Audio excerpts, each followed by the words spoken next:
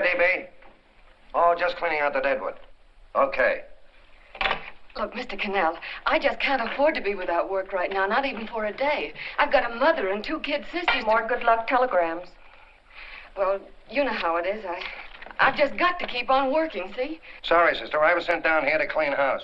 I told you I can't use your column anymore. It's lavender and no lace. Send those other people in. I'll tell you what I'll do. I get $30 a week. I'll take 25, 20 if necessary. I'll do anything you say. It isn't the money. We're after circulation. What we need is fireworks. People who can hit with sledgehammers. Start arguments. Oh, I can do that. I know this town inside out. Oh, give me a chance, All please. right, come in. Cashier's got your check. Who are these people? Gibbs, Foley, Cunningham, Giles. Hey, your sister. Don't forget to get out your last column before you pick up your check.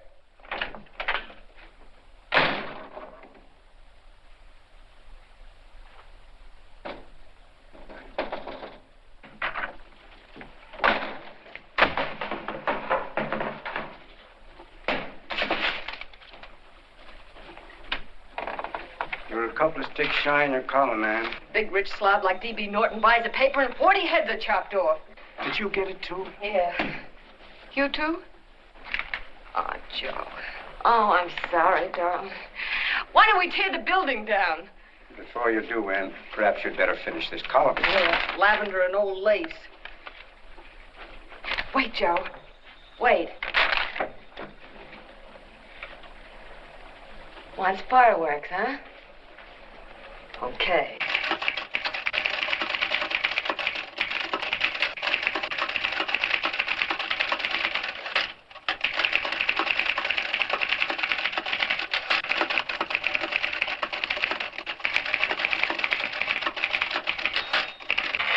Here.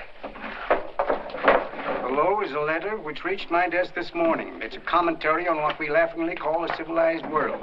Dear Miss Mitchell, 4 years ago, I was fired out of my job. Since then, I haven't been able to get another one.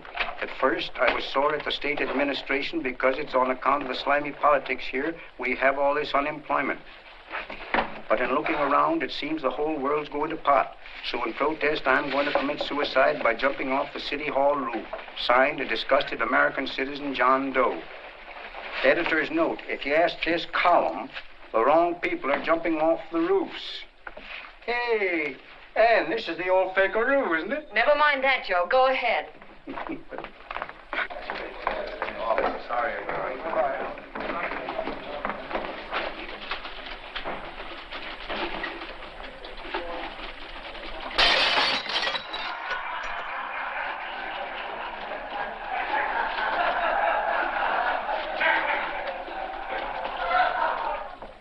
And it's because of the slimy politics that we have all this unemployment here. There it is. That's D.B. Norton's opening attack on the governor. Why, Jim, it's just a letter sent into a column. No, I can smell it. That's Norton. Good morning, gentlemen. Good morning, Governor. You're rather early. Governor, did you happen to see this in a new bulletin? Yes. I had it served with my breakfast this morning. Jim thinks it's D.B. Norton at work. Of course it is. Oh, come, Jim. That little item, D.B. Norton does things in a much bigger way. This is his opening attack on you, Governor. Take my word for it. What did he buy a paper for? Why did he engage a high-pressure editor like Cannell for? He's in the oil business. I tell you, Governor, he's after your scalp. All right, Jim, all right. Don't burst a blood vessel. I'll look into it. Will you get me Spencer of the Daily Chronicle, please? Yes, I saw it, Governor. If you ask me, that's a phony letter. Why, that gag has got whiskers on it. Okay, I'll get the mayor and maybe the Chamber of Commerce to go after them. Get Mayor Lovett on the phone. Sorry, the mayor's busy on the other phone. Yes, I know, Mrs. Brewster. It's a terrible reflection on our city. I've had a dozen calls already. Spencer of the Chronicle. Hold him. Just a minute. Yes, Mrs. Brewster. I'm listening. I insist that this John Doe man be found and given a job at once. Now, if something isn't done about it, I'll call out the whole auxiliary. Yes, and the junior auxiliary, too. We'll hold a meeting and see that it is. Yes, Spencer? So, Who? The governor? Well, what about me? It's my building he's jumping off of, and I'm up for re-election, too. What are you doing? Get Cannell at the bulletin. Why, he's liable to go right past my window. Get me Cannell. What was that? What? Out the window. Something just flew by. I didn't see anything. Well, don't stand there, you idiot. Go and look. Open the window. Oh, why did he have to pick on my building? Is there a crowd in the street? No, sir. Then maybe he's caught on a ledge. Look again. I think it must have been a seagull. A seagull? What's a seagull doing around the city hall? That's a bad omen, isn't it? Oh, no, sir. The seagull is a lovely bird. It's all right, Mrs. Brewster. It was just a seagull. Can I help? Nothing's happened yet. No, I'm watching. Don't worry, Mrs. Brewster. Just leave it all to me. Spencer, I'll call you back. Hello, Canel? What are you doing? This is the mayor. Yes, man, love it. How many times are you going to call me? I've got everybody and his brother and sister out looking for him. Did you see the box I'm running? An appeal to John Doe. Think it over, John. Life can be beautiful, says Mayor. If you need a job, apply to the editor of this paper, and so forth and so forth. Okay, Mayor, I'll let you know as soon as I have something. What? Well, pull down the blinds. Been up to Miss Mitchell's house, boss. Boy, she's in a bad way. Where is she? Hey, do you know something? She supports a mother and 2 kids. What do you know about that? Did you find her? No. Her mother's awful worried about her. When she left the house, she said she was going on a roaring drunk. The girl, I mean. Go out and find her. Sure. Hey, but the biggest thing I didn't tell you, her old man's Doc Mitchell. You know the doctor saved my mother's life and wouldn't take any money for it? You remember that. Okay, boss, I'll go and look for her.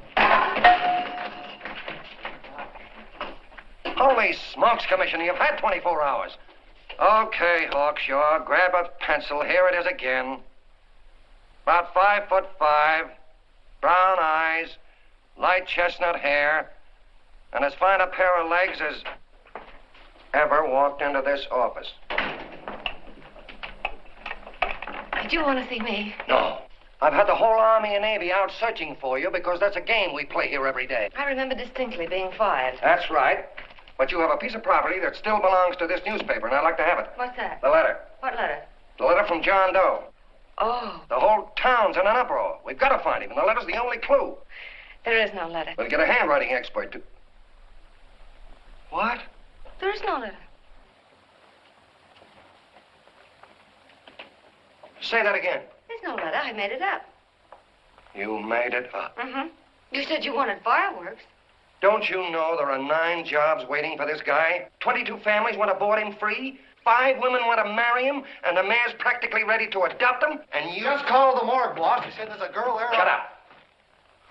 Ann, say, why didn't you... Beanie. Only one thing to do, Hank. Drop the whole business quickly. How? Run a story. Say John Doe was in here and is sorry he wrote the letter. And... That's right. They've got it, sure. He came in here, and I made him change his mind. Bulletin editor saves John Doe's life. Why, it's perfect. I'll have Ned write it up. Oh, Ned, I got a story I want you to... Wait a minute.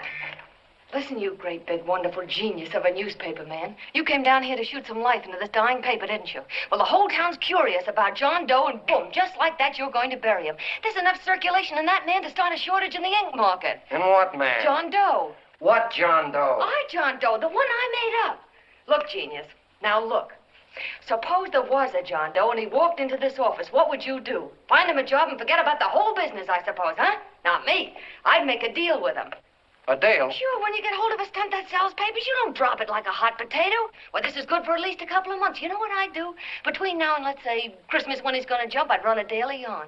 Starting with his boyhood, his schooling, his first job. A wide-eyed youngster facing a chaotic world. The problem of the average man, of all the John Does in the world. Now, then comes the drama. He meets discouragement. He finds the world his feet of clay. His ideals crumble. So what does he do? He decides to commit suicide and protest against the state of civilization. He thinks of the river, but no. No, he has a better idea. The city hall. Why? Because he wants to attract attention. He wants to get a few things off his chest, and that's the only way he can get himself heard. So? So he writes me a letter, and I dig him up. He pours out his soul to me. And from now on, we quote, I protest by John Doe. He protests against all the evils in the world. The greed, the lust, the hate, the fear. All of man's inhumanity to man. Arguments will start. Should he commit suicide or should he not? People will write in pleading with him. But no, sir, John Doe will remain adamant. On Christmas Eve, hot or cold, he goes. See? Very pretty. Very pretty indeed, Miss Mitchell. But would you mind telling me who goes on Christmas Eve? John Doe. What John Doe? The one we hire for the job, you lunkhead. Wait a minute. Let me get this through this lame brain of mine.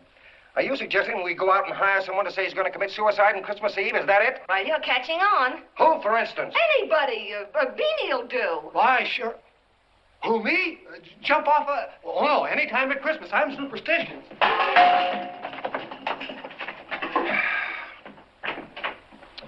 Miss Mitchell, do me a favor. Will you go on out and get married and have a lot of babies, but Stay out of newspaper business. Better get that story in, Hank. It's getting late. You're supposed to be a smart guy. If it was raining $100 bills, you'd be out looking for a dime you lost someplace. Holy smokes, wasting my time listening to this mad woman. Look, Chief, look at the Chronicle. It's running on John Doe. They say it's a fake. Why the no good the John Doe story, amateur journalism. It's palpably phony. It's a wonder anyone is taking it serious. What do you think of those guys? That's fine. That's fine. Now fall right into their laps. Go ahead. Say John Doe walked in and called the whole thing off. You know what that's going to sound like on top of this. That's all, Ned. Thank you. All right. Amateur journalism, huh? Why, that bunch of sophomores. I can teach them more about... Hey, boss, get a load of this. What? Look. What do they want? They all say they wrote the John Doe letter. Yeah, boss. Oh, they all wrote the letter. Tell them all to wait. Look, Mr. Cannell, one of those men is your John Doe. They're desperate and will do anything for a cup of coffee. Pick one out and you can make the Chronicle eat their words. I'm beginning to like this. If you ask me, Hank, you're playing around with dynamite. No. The gal's right. We can't let the Chronicle get the laugh on us. We've got to produce a John Doe now. Amateur journalism, huh? I'll show those guys. Sure, and there's no reason for them to find out the truth either, because naturally, I won't say anything. Okay, sister, you get your job back. Plus a bonus. What bonus? Or the bonus of $1,000 the Chronicle was going to pay me for this little document. You'll find it says, I, Ann Mitchell, hereby certify that the John Doe letter was created by me. I can read. Sorry. You think this is worth $1,000, do you? Oh, the Chronicle would consider it dirt cheap. Packs everything, including a gun. Okay, sister, you got yourself a deal. Now let's take a look at the candidates. The one we pick has got to be the typical average man. Typical American that can keep his mouth shut. Show me an American who can keep his mouth shut and I'll eat him. Okay, Beanie, bring him in one at a time.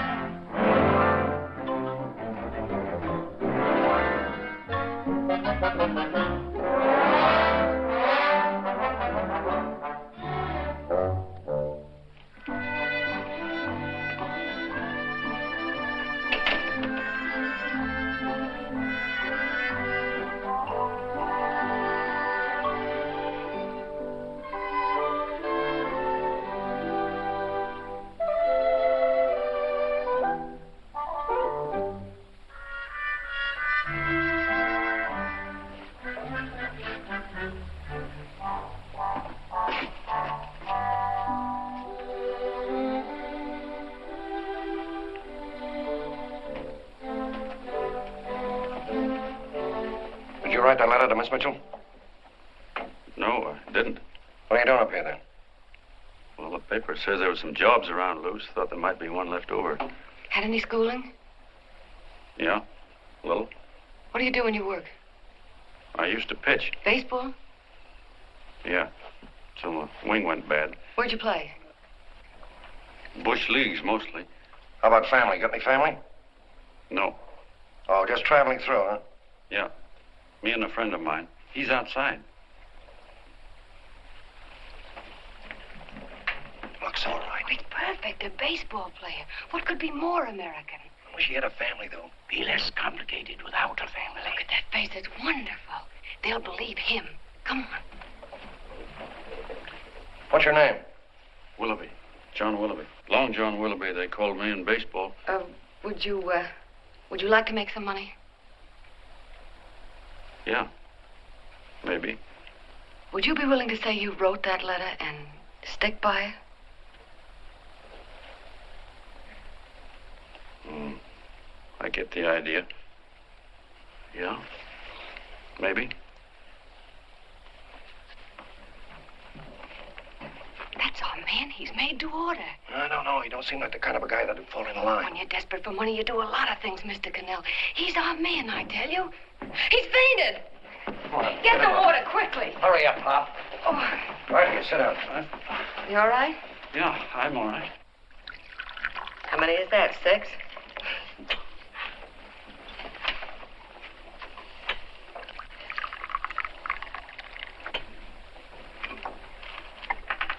Pretty hungry, weren't you? All this John Doe business is batty, if you ask me. Well, nobody asked you. Trying to improve the world by jumping off buildings. You couldn't improve the world if the buildings jumped on you. Don't mind the colonel. He hates people. He likes you well enough to stick around. Well, that's because we both play doohickeys. I met him in a boxcar a couple of years ago. I was fooling around with my harmonica, and he comes over and joins in. I haven't been able to shake him since.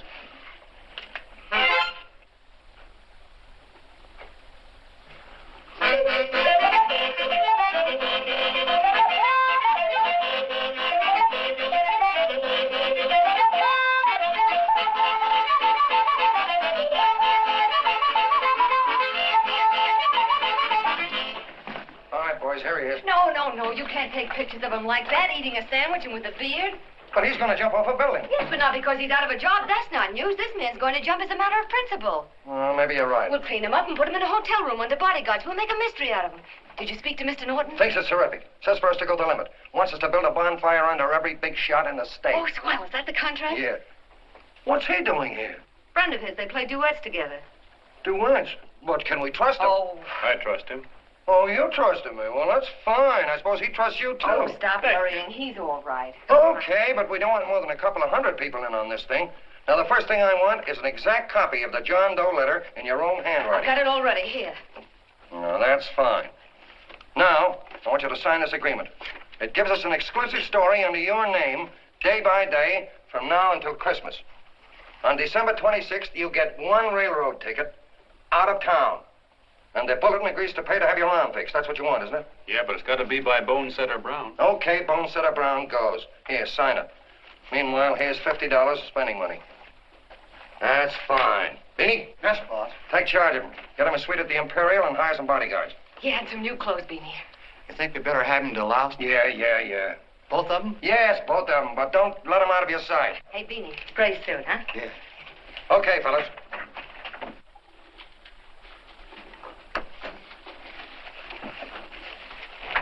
Take it easy, John Doe. And you start pounding that typewriter. Oh, boy, this is terrific. No responsibilities on our part, just statements from John Doe, and we can blast our heads off. Before you pop too many buttons, don't forget to make out that check for $1,000. Okay, fellas, now, let me see. You sit outside the door. Nobody comes in, see? You two fellas sit in here. Hey, pretty nifty, huh? You ain't gonna get me to stay here. Sure you are. No, sir. That spot under the bridge where we slept last night's good enough for me. Say, what'll I do with this baggage? Well, stick him in the bedroom. Give me mine. I ain't staying. You know, we were headed for the Columbia River country before all this John Doe business came up. You remember that, don't you? Sure, I remember. Say, your ears popped coming up in the elevator. Mine did. All along, John. I tell you, it's no good. You're gonna get used to a lot of stuff that's gonna wreck you. Why, that $50 in your pocket's beginning to show up on you already. And don't pull that on me, neither. Stop worrying, Colonel. I'm going to get my arm fixed out of this. Hey, here's some cigars the boss sent us. Have one. Hey, Help cigars. yourself. No.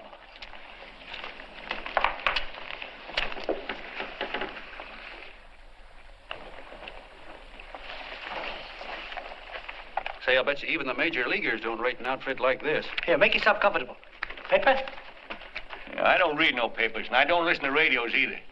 I know the world's been shaped by a drunken barber, and I don't have to read it. I've seen guys like you go under before. Guys that never had a worry. Then they got a hold of some dough and went goofy. The first thing that happens Hey, to a did you guy... get a load of the bedroom? No. The first thing that happens to a guy like that, he starts wanting to go into restaurants and sit down at a table and eat salads and cupcakes and tea. Boy, what that kind of food does to your system.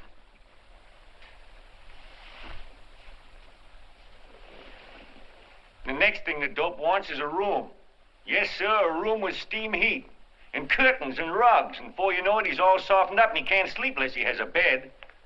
Hey, stop worrying, Colonel. $50 ain't going to ruin me. I've seen plenty of fellas start out with $50 and wind up with a bank account. Hey, what's the matter with the bank account anyway? And let me tell you, Long John, when you become a guy with a bank account, they got you. Yes, sir, they got you. Who's got him? The helots. Who? Hey, there's the City Hall tower I was supposed to jump off of. It's even higher than this. Who's got him? The helots. Woo! Hey, wait a minute! You're not supposed to jump till Christmas Eve. Do you want to get me in a jam? If it's going to get you in the jam, we'll do you a favor. I won't jump. And when they got you, you got no more chance than a road rabbit. Hey, who'd you say was going to get him? Say, is this one of those places where you ring if you want something? Yeah, just use the phone. Boy, I've always wanted to do this. Hey, Doc, look. Look, Doc. Give me that again, will you? Who's going to get him? The helots. Who are they? Listen, sucker, you ever been broke? Sure, mostly often. All right. You're walking along. Not a nickel in your jeans. You're free as the wind. Nobody bothers you.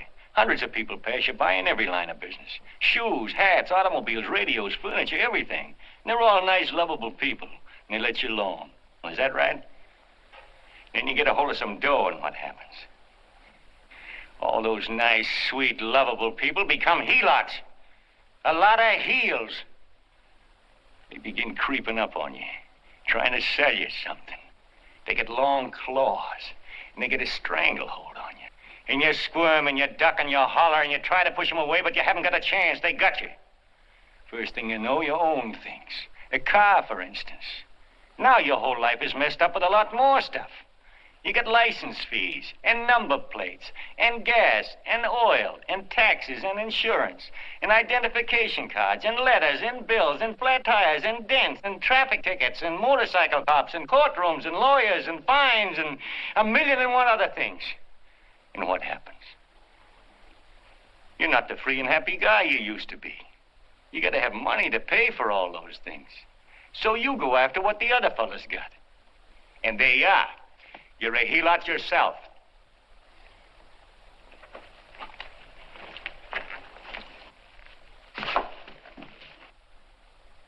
You win, Colonel. Here, take the 50. Go out and get rid of it. You bet I will, just as fast as I can. I'm going to get some canned goods, a fishing rod, and the rest I'm going to give away. Give away?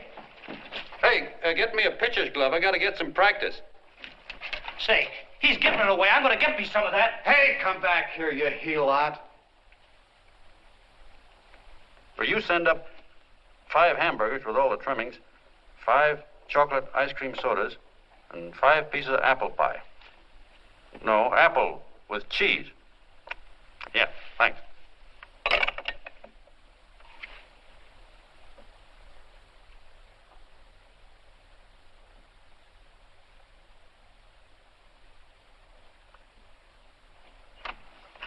Hello there. Well, well. If it isn't the man about town. All set, Miss Anne. Oh, yes. Let's go. Let's see, we want some action in these pictures. Action? Mm-hmm. That's good. No. This man's going to jump off a roof. Oh. Here, wait a minute. Let me comb your hair. Sit down. There, that's better.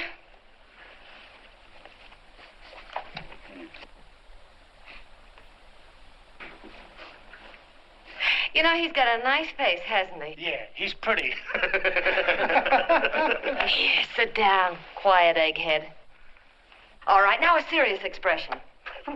Can't. I'm feeling too good. Oh, come on now. This is serious. You're a man disgusted with all of civilization. With all of it? Yes, you're sore at the world. Come on now. Oh, crabby guy, huh? Yeah. No.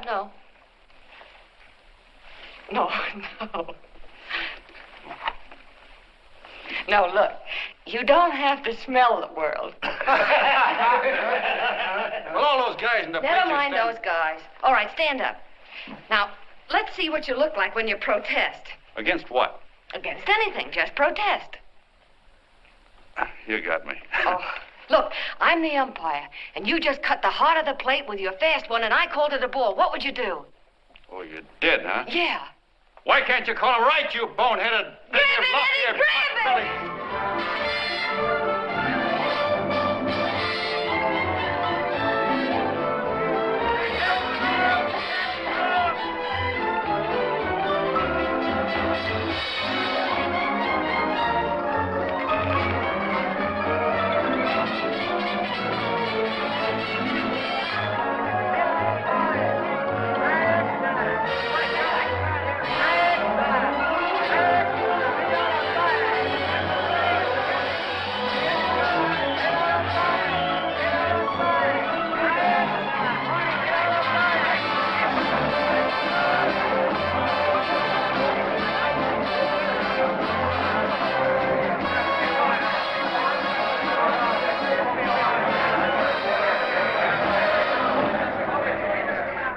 don't care whose picture they're publishing. I still say that this John Doe person is a myth, and you can quote me on that. And I'm going to insist on his being produced for questioning. You know as well as I do that this whole thing is being engineered by a vicious man with a vicious purpose, Mr. D.B. Norton.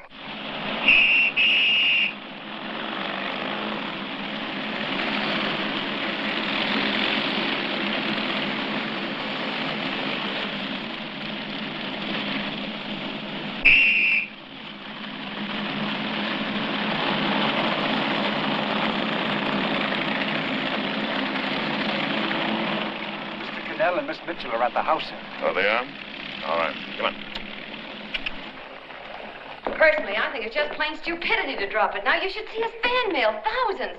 Why, it's going over like a house afire. What are you afraid of, Canal? It's doubled our circulation. Yeah, but it's got everybody sore. Ads are being pulled. The governor's starting a libel suit. What's more, they all know John Doe's a phony, and they insist on seeing Well, what about it? Let them see him. We'll go on one better. They can also hear him. You own a radio station, Mr. Norton. Why not put him on the air? Watch out for this damn DB. She'll drive you batty. Oh, Look, what? we can't let him get to this Bush League pitcher and start popping him. Good night. Now tell him what that screwball might do. I walk in yesterday, here he is, standing on a table with a fishing pole, fly casting. Take my advice and get him out of town before this thing explodes in our faces. If you do, Mr. Norton, you're just as much of a dumb cluck as he is. Excuse me. No, you got yourself a meal ticket and you hate to Sure, let it's go. a meal ticket for me, I admit it, but it's also a windfall for somebody like Mr. Norton who's trying to crash national politics. That's what you bought the newspaper for, isn't it? You want to reach a lot of people, don't you? Well, put John Doe in the air and you can reach 130 million of them. He can say anything he wants and they'll listen to him. All right, we'll forget the governor and the mayor and all the small fry like that. This can arouse national interest. If he made a hit around here, he can do it every place else in the country. And you'll be pulling the strings, Mr. Norton. Go down to the office and arrange for some radio time. What, DB, you're not going to fall. As soon as possible. Okay. I just came in to get warm myself. Come on, let's go. Don't you go. I want to talk to you.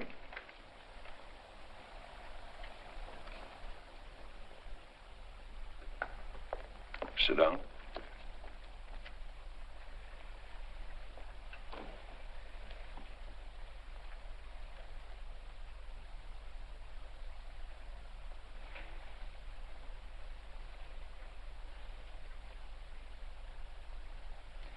Hey, this John Doe idea was yours, huh? Yes, sir.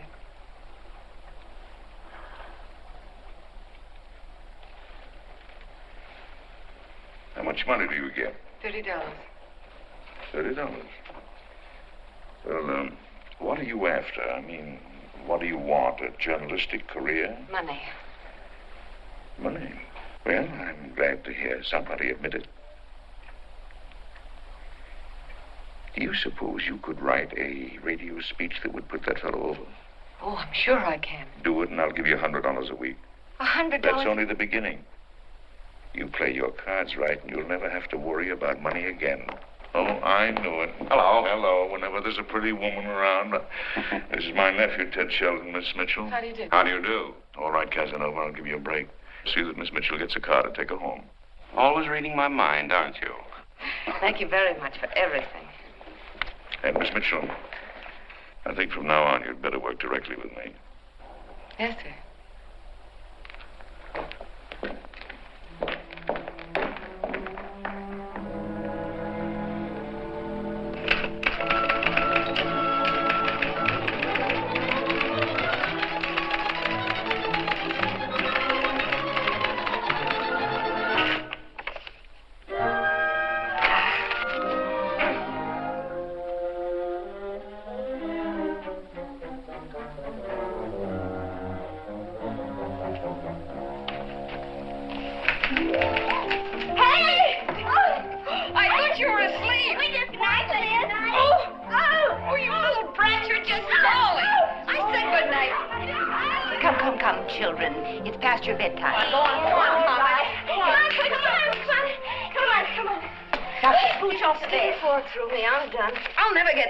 Right. Oh, yes, you will, Ann, dear. You're very clever. Yeah, I know.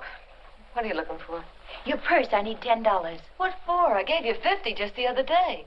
Yes, I know, dear, but Mrs. Burke had her baby yesterday. 9 pounds. And there wasn't a thing in the house. And then the community chest lady came. And the 50's all gone, huh? Who's the 10 for? The Websters. The Websters. You remember those lovely people your father used to take care of. I thought I'd buy them some groceries. Oh, Anne, dear, it's a shame those You're poor... marvelous, Ma. You're just like Father used to be. Do you realize a couple of weeks ago we didn't have enough to eat ourselves? Well, yes, I know, dear, but these people are in such need. And we have plenty now. If you're thinking of that $1,000, forget it. It's practically all gone. We owed everybody in town. Now, you just got to stop giving all your money away. Oh, Anne, dear. Oh, I'm sorry, Ma. Oh, don't pay any attention to me. I guess I'm just upset about all this. Gee whiz, here I am with a great opportunity to get somewhere, to give us security for once in our lives, and I'm stuck. If I could put this over, your Mrs. Burke can have 6 babies. You mean this speech you're writing? Yeah, I don't know. I simply can't get it to gel. I created somebody who's going to give up his life for a principle. Hundreds of thousands of people are going to listen to him over the radio. And unless he says something that's sensational, it's just no good. Well, honey, of course, I don't know what kind of a speech you're trying to write, but judging from the samples I've read, I don't think anybody will listen. What? Darling, there's so many complaining political speeches. People are tired of hearing nothing but doom and despair on the radio. If you're going to have him say anything, why don't you let him say something simple and real, something with hope in it? If your father were alive, he'd know what to say. Oh, yeah. Father certainly would. Wait a minute.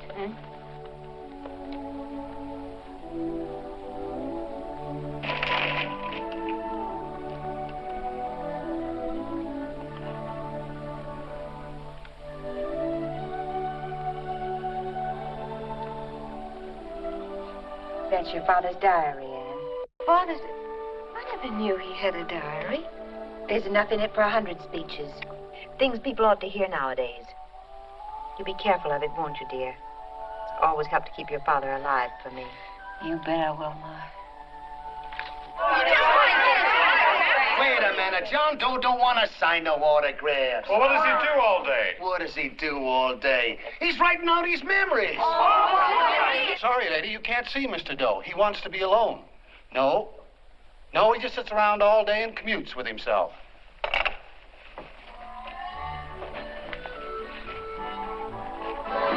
Oh!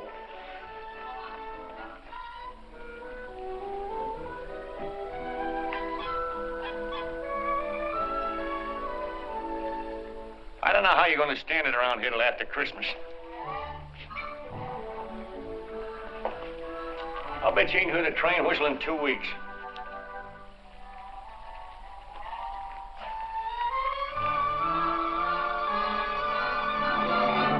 Steam right!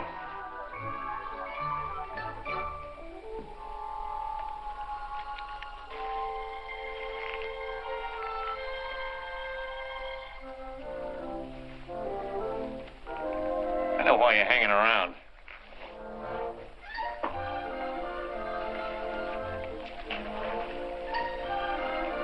You're stuck on the girl.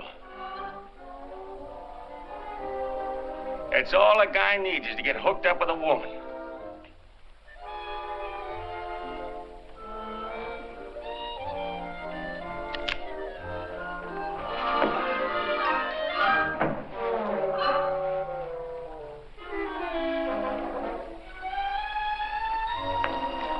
What was that, a single? First baseman dropped the ball. Butterfingers. Tough luck, pal.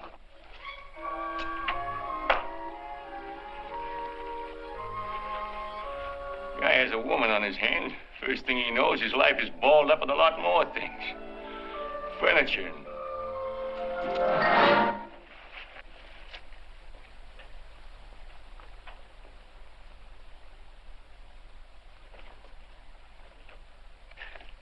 Did you get him?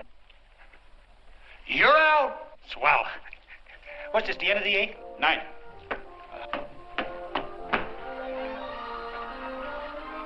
Hey, Beanie, there's a couple of mugs in the Chronicle snooping around out here. Huh? Come on, Angel Face. Gangway. What's the score, Angel Face? 3-2, our favor. Gee, that's great.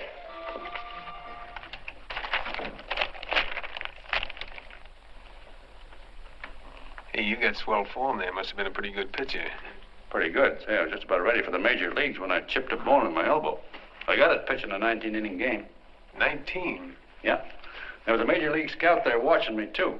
And he came down after a game with the contract. You know what? I couldn't lift my arm to sign it. I'll be okay, though, as soon as I get it fixed up. It's too bad. What do you mean, too bad? Huh?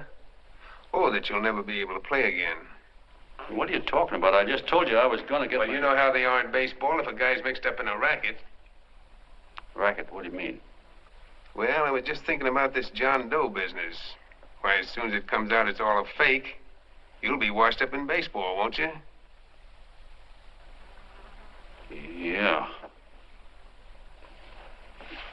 Doggone. I never thought about that.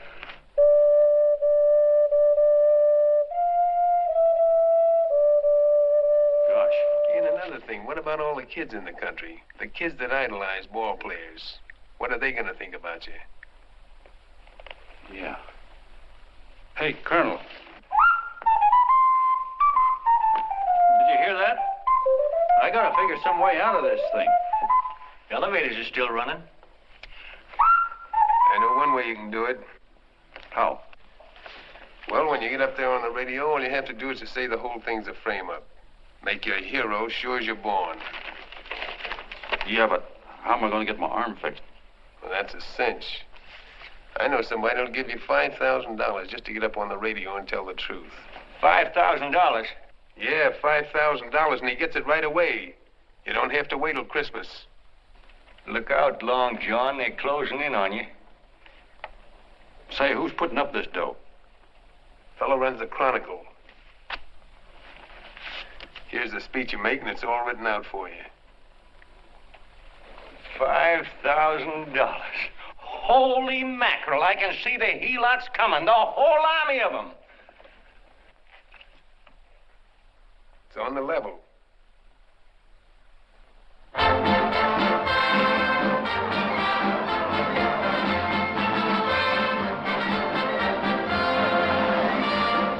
No, I'm sorry. Tickets for the broadcast are all gone. Phone the bulletin. Sorry, no more tickets left.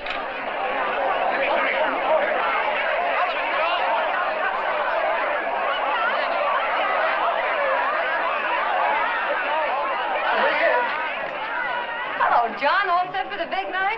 Swell. Turn around. One moment. Now stand still. Hold it, Mr. Doe. Big smile, Mr. Doe. Okay, Keely, that's all. Take him out.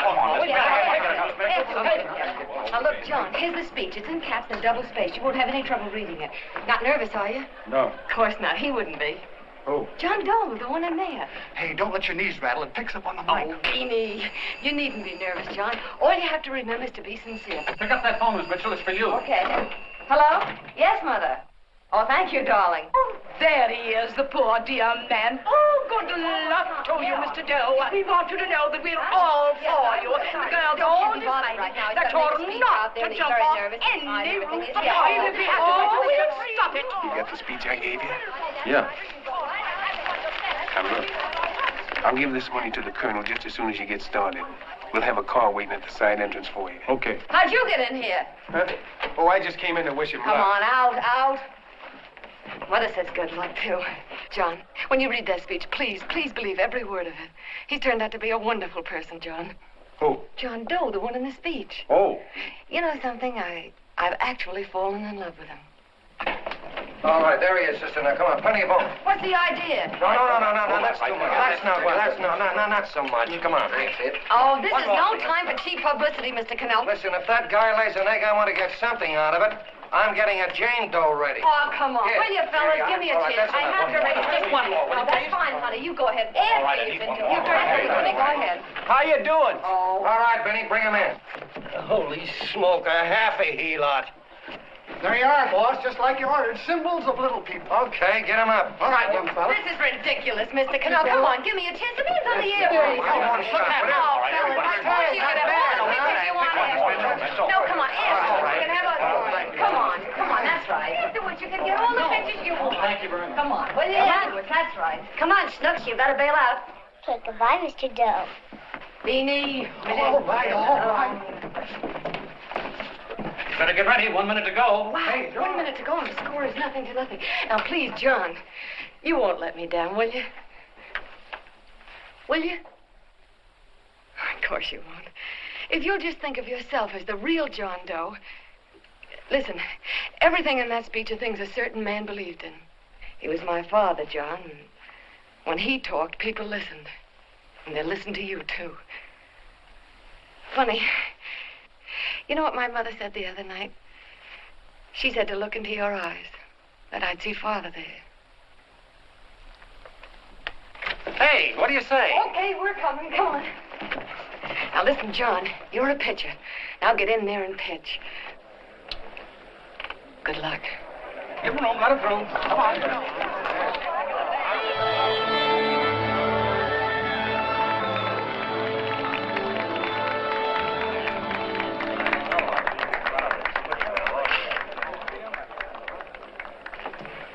Hey, let's get out of here. There's the door right there. Hey, what are you doing here? That's what I'd like to know. Come on, out. Hey, he's a friend of mine. Never mind, let him alone. He's all right. I'll be right over there pulling for you. No, John, over here.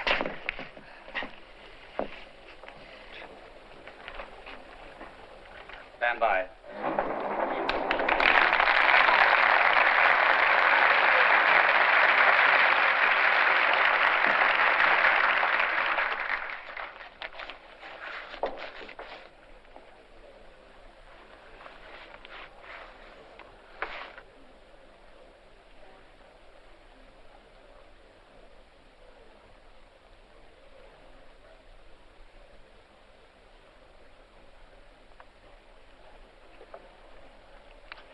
Phone the Chronicle. Tell them to start getting those extras out.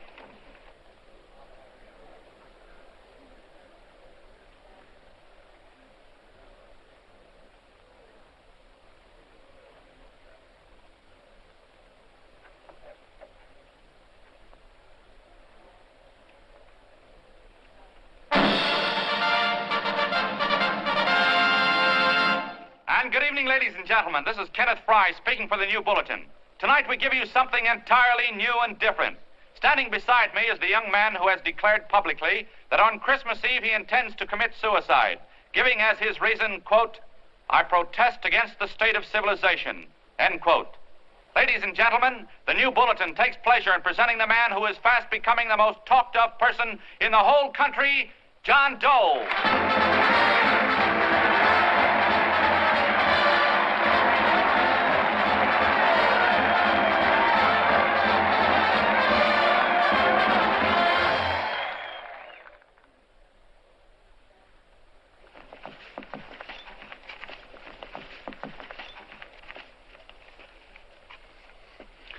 Ladies and gentlemen,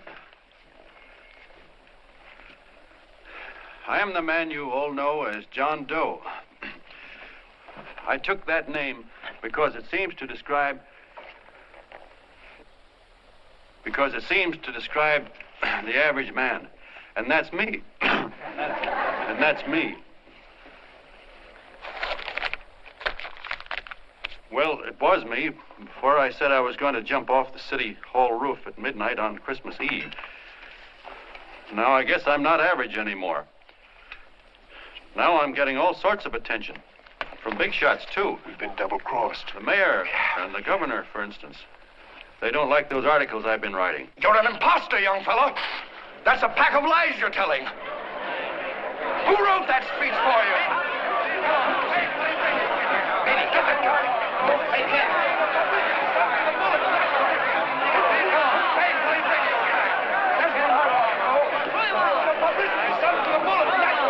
Spencer. Ladies and gentlemen, the disturbance you just heard was caused by someone in the audience who tried to heckle Mr. Doe. The speech will continue.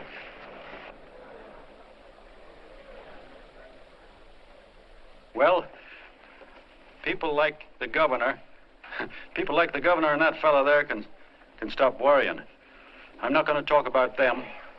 I'm going to talk about us, the average guys, the John Does. If anybody should ask you what the average John Doe is like, you couldn't tell him because he's a million and one things. He's Mr. Big and Mr. Small. He's simple and he's wise. He's inherently honest, but he's got a streak of larceny in his heart. He seldom walks up to a public telephone without shoving his finger into the slot to see if somebody left a nickel there.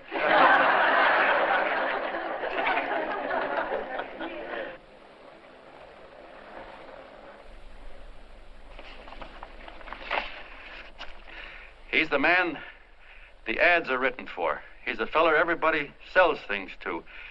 He's Joe Dokes, the world's greatest stooge and the world's greatest strength.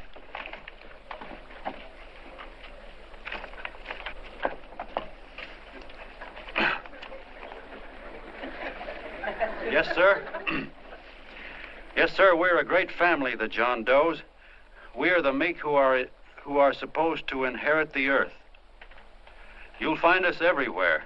We raise the crops, we dig the mines, work the factories, keep the books, fly the planes, and drive the buses. And when a cop yells, "Stand back there, you," he means us, the John Does. Well, what kind of a speech is that? Didn't you read it? We've existed since time began. We built the pyramids. We saw Christ crucified, pulled the oars for Roman emperors, sailed the boats for Columbus, retreated from Moscow with Napoleon, and froze with Washington at Valley Forge. Yes, sir. We've been in there dodging left hooks since before history began to walk. In our struggle for freedom, we've hit the canvas many a time, but we always bounce back because we're the people, and we're tough.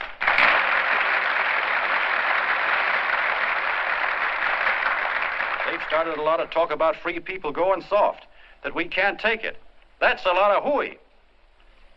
A free people can beat the world at anything, from war to tiddlywinks, if we all pull in the same direction.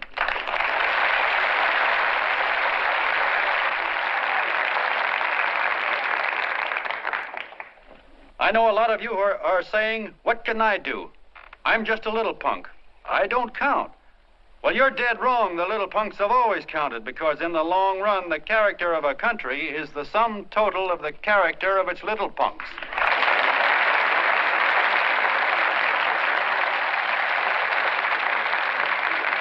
But we've all got to get in there and pitch. We can't win the old ball game unless we have teamwork.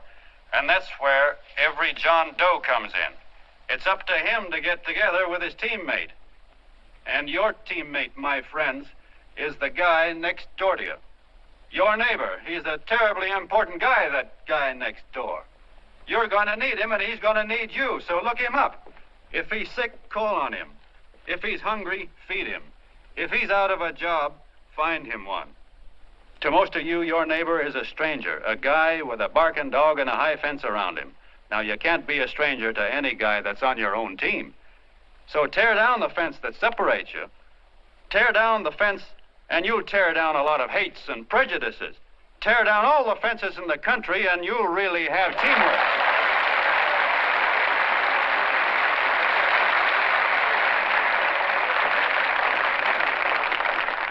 I know a lot of you are saying to yourselves, "He's asking for a miracle to happen. He's expecting people to change all of a sudden." Well, you're wrong. It's no miracle. It's no miracle because I see it happen once every year, and so do you, at Christmas time. There's something swell about the spirit of Christmas, to see what it does to people, all kinds of people. Now, why can't that spirit, that same warm Christmas spirit, last the whole year round?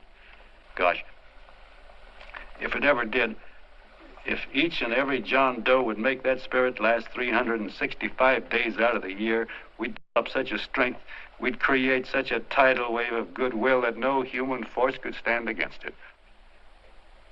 Yes, sir, my friends, the meek can only inherit the earth when the John Does start loving their neighbors. You better start right now. Don't wait till the game is called on account of darkness. Wake up, John Doe. You're the hope of the world.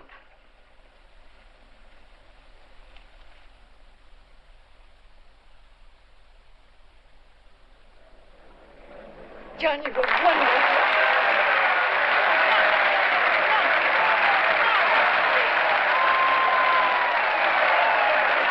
Let's get out of here. Now you're talking.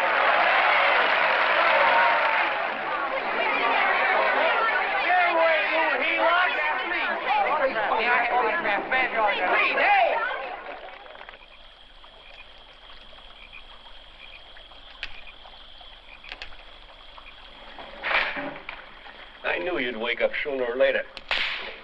Boy, am I glad we got out of that mess. I had the $5,000 sewed up. Could have been on my way to old Doc Brown. You're a pitcher, John, she says. Now, go in there and pitch. What a sucker. Yeah, she's a heel-out just like the rest of them. It's lucky you got away from her. What was I doing up there making a speech anyway? Me, huh? Geez, the more I think about it, the more I could... Tear down all the fences. Why, if you tore one picket off of your neighbor's fence, he'd sue you. $5,000 had it right in my hand. What do you mean he ran away? We'll go after him, find him. That man is terrific.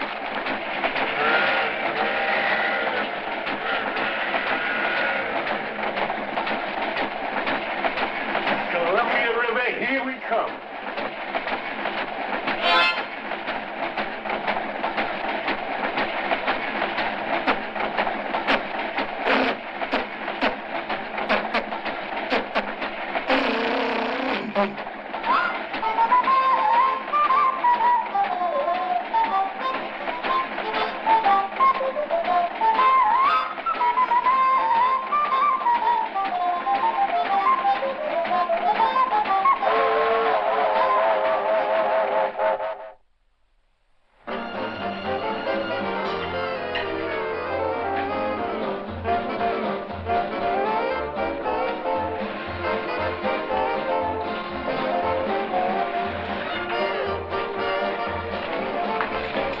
Jitterbugs.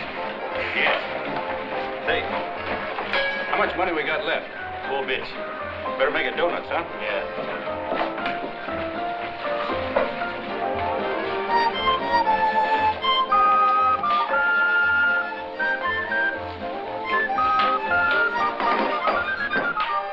What'll it be, gents? Have you got a couple of steaks about that big and about that thick? Yeah, with hash brown potatoes and tomatoes and apple pie and ice cream and coffee. And donuts, I know. Hey, Ma, Seekers, a pair. Seekers, a pair, coming up. Glad he took the tea out of that.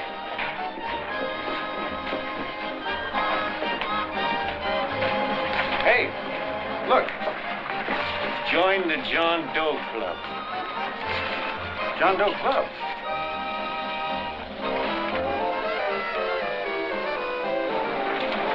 Uh-oh. You John Doe? Who? John Doe. Ah, you need glasses, buddy. Oh, but gee, it's a spitting image of John Doe. Yeah, but his name is Willoughby. Oh, I'm John Willoughby. I'm a baseball player. Sure. Oh, no, I know that voice anyway. You can't kid me. You John Doe. Hey, Ma! Ma! That's John Doe. John Doe. Yeah, sitting right there, big as life. Who'd you say it was? John Doe, the big guy there. I know. Pictures in the paper. That's John guy. John Doe. John Doe. Sitting right there, John Doe. Hey, operator. Dan's Beaner. Look, call everybody in town. John Doe was just in my place. Yeah, he ordered donuts.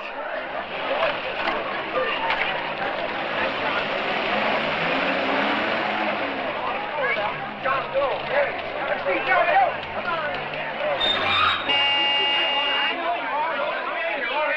John Doe, we're all neighbors. My office is packed like a sardine box. What does John Doe look like, Mr. Mayor? Oh, he's one of those great big outdoor type men. No, you can't see him. You didn't vote for me the last time. Shame on you. What are you doing there? Get off my front porch anyhow. Mr. Norton come yet? Oh, well, I wonder where he's at. What's keeping him? He should have been here 15 minutes ago. Oh, there he comes now. Now, everybody on your dignity. Don't do anything to disgrace us. A little town, but we got to show off. Better let me talk to him. All right, but present it to him as a great cause for the common man. Ah, here he comes. Now, give him room down there. Give him room, folks. Come on now. Come on. Here he comes. Here he comes. Here's Mr. Norton. How do you do, Mr. Norton? I'm Mayor Hawkins. Here's Mr. Miles. Let me go, you darn tool. I'm the mayor. Mr. Norton. Mr. Norton. Mr. Norton. I'm Mayor Hawkins. Your office telephoned me to hold him. Well, that's fine. How is he? Oh, he's fine. He's right in my office there. You know, it's a great honor having John Doe here, and you too. Haven't had so much excitement since the old city hall burned down. People are so excited they nearly tore his clothes off. Oh, Matilda, darling, phone the newspapers, tell them Mr. Norton's here. Step right inside, Mr. Norton. My office. Very comfortable here, Mr. Norton. Just had it air conditioned. Gangway, please. Get room for Mr. Norton. Gangway. Gangway. Here he is, Mr. Norton. Well taken care of. The neighbors are serving him a light lunch. Hello, John.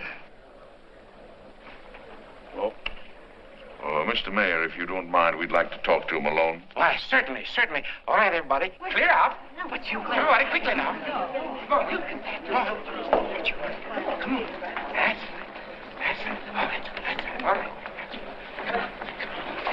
Don't argue with me here. Wait till we get home. Don't you push me around like that. Even though I'm your wife, you can't push me around. Look, Mr. Norton, I think you got a lot of nerve having those people hold us here. There's nobody holding you here, Mr. Doe. It's only natural There's that nobody holding us here. Let's get going. Incidentally, my name isn't Doe. It's Willoughby. Look, John, something terribly important's happened. They're forming John Doe clubs. We know of 8 already, and they say that there's John Doe clubs? What for? To carry out the principles you talked about in your radio speech. I don't care what they're forming. I'm on my way, and I don't like the idea of being stopped either. Oh, but you don't know how big this thing is. You should see the thousands of telegrams we've received and what they're saying about you. Look, it started as a circulation stunt, didn't it? Well, you got your circulation. Now, why don't you let me alone? Oh, it started as a circulation stunt, but it isn't anymore. Mr. Norton wants to get back of it and sponsor John Doe clubs all over the country. He wants to send you on a lecture tour. Me? Uh-huh. Well, certainly. With your ability to influence people, it might grow into a glorious movement. Say, let's get something straight here. I don't want any part of this thing. If you got an idea I'm going around lecturing to people, why, you're crazy. Baseball's my racket, and I'm sticking to it. Come on, Colonel, let's get out of here. John, Please. I just got rid of one crowd. But please, Mr. Mayor, tell him the John Doe Club wants to talk to him. Let them in, Mr. Mayor. Let them come in. Okay, folks, but remember your manners. No stampeding. Walk slow, like you do when you come to pay your taxes.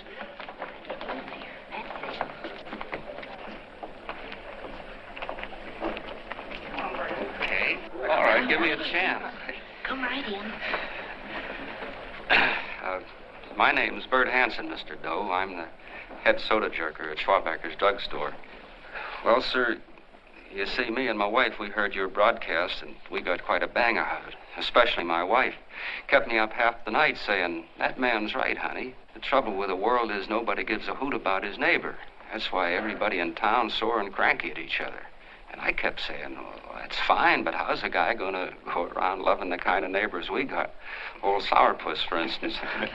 You see, Sourpuss Smithers is a guy who lives all alone next door to us.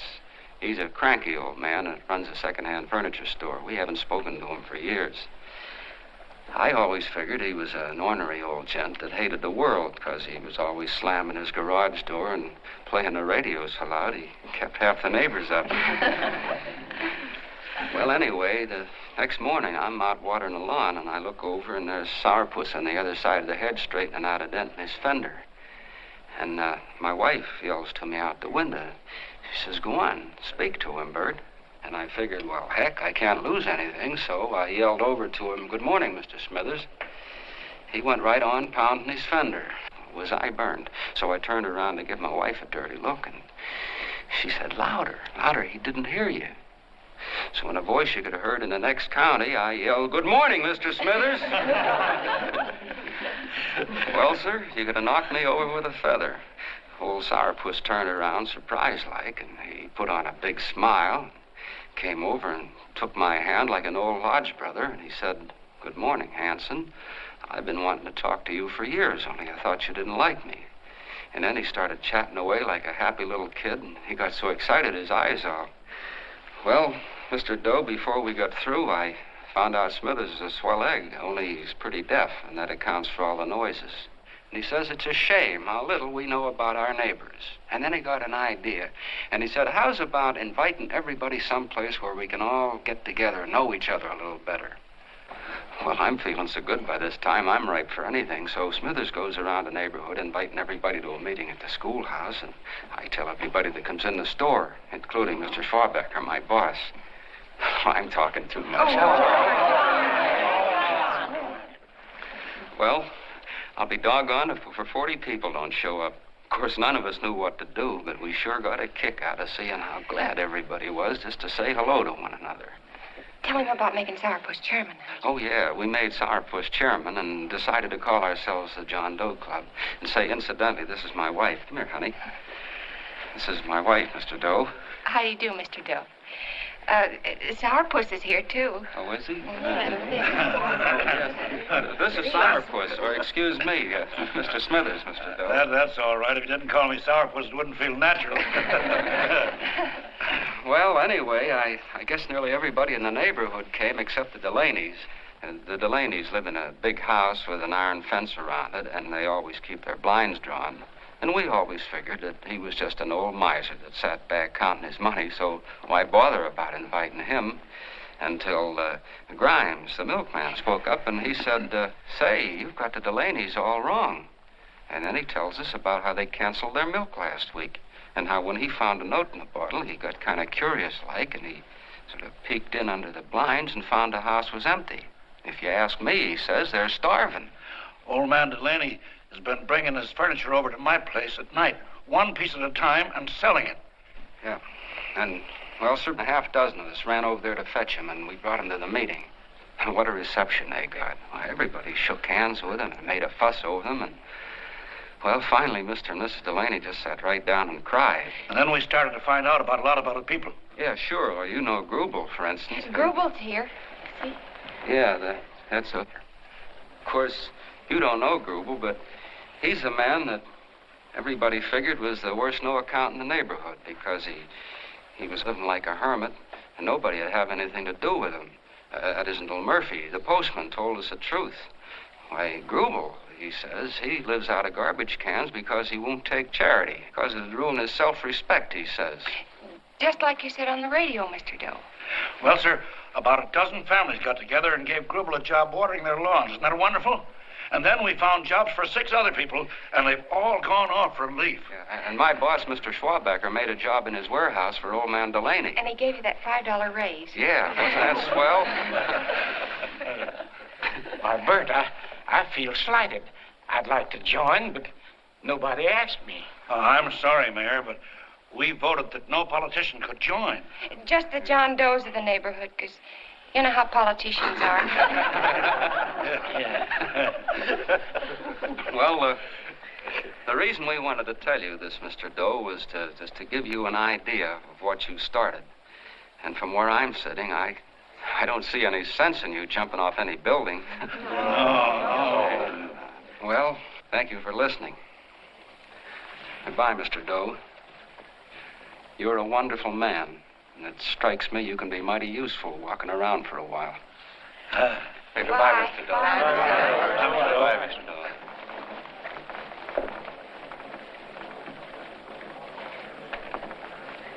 I'm Mrs. Delaney, Mr. Doe. And God bless you, my boy.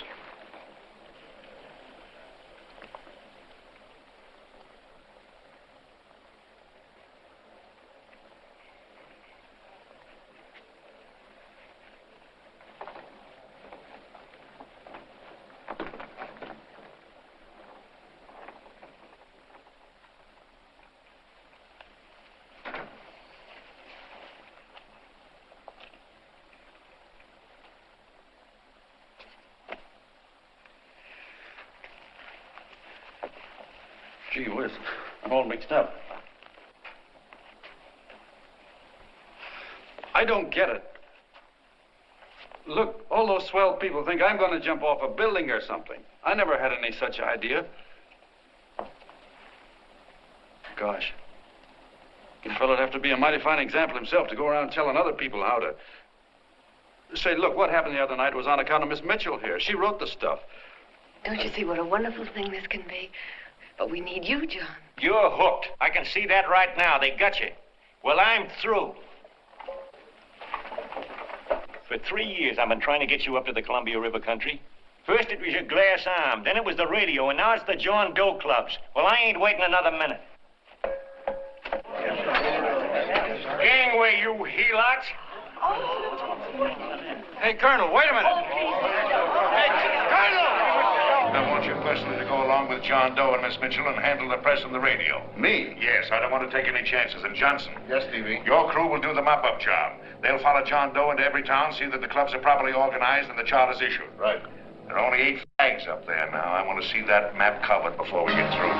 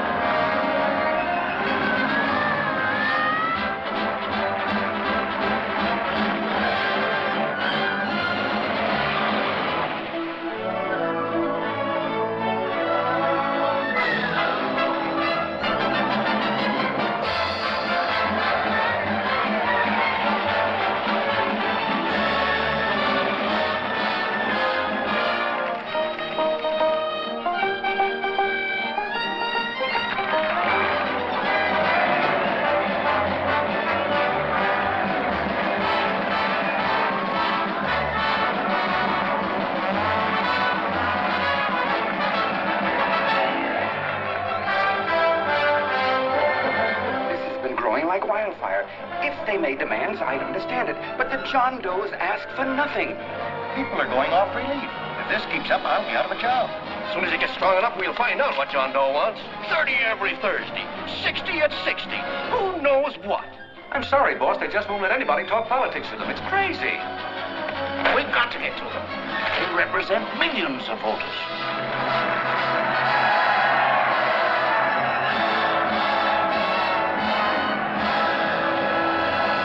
I tell you, ladies and gentlemen, this thing has been nothing short of a prairie fire. We've received so many applications for charters to the John Doe clubs, we haven't been able to take care of them. I'd hate to have that many pins stuck in me. This John Doe convention is a natural. It's going to put our city on the map. Why, over 2,400 John Doe clubs are sending delegates. Can you imagine that? You, Mr. Mayor, will be the official host. You will make the arrangements for decorating the city, parades, and a reception for John Doe when he gets home. And don't wear your high hat. No high hat? No high hat. And from you, Cannell, I want a special John Doe edition every day until the convention is over. And now, if you will, please step into the outer office and look your prettiest because there are photographers there to take pictures of this committee. Don't worry, Libby. Everything will be taken care of. Isn't it all too wonderful? Gather down here at ice cream and I'll get an ice cream rug. Oh, Mr. Mayor, would you step down in front row, please? You ladies get close to him. That's it. Well, I don't get it. Get what? Look, DB, I'm supposed to know my way around. This John Doe movement has cost you a fortune. Now, this convention is going to cost plenty. Well? Well, I'm stuck with 2 and 2, and I'm a sucker if I can make 4 out of it. Where do you come in? You'll have the satisfaction of knowing that my money has been spent for a worthy cause. I say, I better stick to running the paper, huh? I think maybe you better had. And Cannell, I'd like to have the John Doe contract, all the receipts for the money we advanced him with the letter Miss Mitchell wrote, for which I gave her $1,000. Yes, sure. Well, we leave for the airport. Half an hour. Is that Johnny boy's room? Better hustle him up. He'll be ready on time. He's packing. Ah, good. Did you see his picture on the cover of Time? Yeah. I gotta give you credit, Annie girl. I've handled a good many big promotions in my time. Everything from a World's Fair to a channel swimmer. But this one has certainly got me spinning. And now a John Doe convention. Wow. Say, if you could only get him to jump off the City Hall roof on Christmas Eve, I'd guarantee you 500,000 people there. Charlie. Huh? What do you make of him? Oh, Johnny boy? Well, I don't know what angle you want, but I'll give it to you quick. Number 1, he's got great yokel appeal, but he's a nice guy. Number 2, he's beginning to believe he really wrote that original suicide letter that you made up. Number 3, he thinks that you're Joan of Arc or something. Yeah, I know. Number 4, well, you know what number 4 is. He's nuts about you. Yeah, it's running out of his ears. You left out number 5. We're all heels, me especially. Holy smoke. Come in.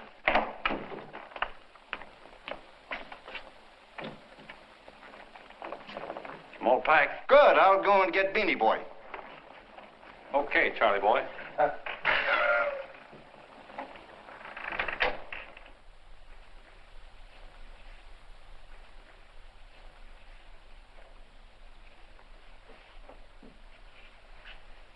Can I help you pack? Oh, thank you.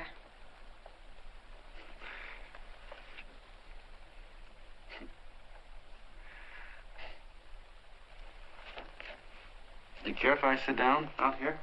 No.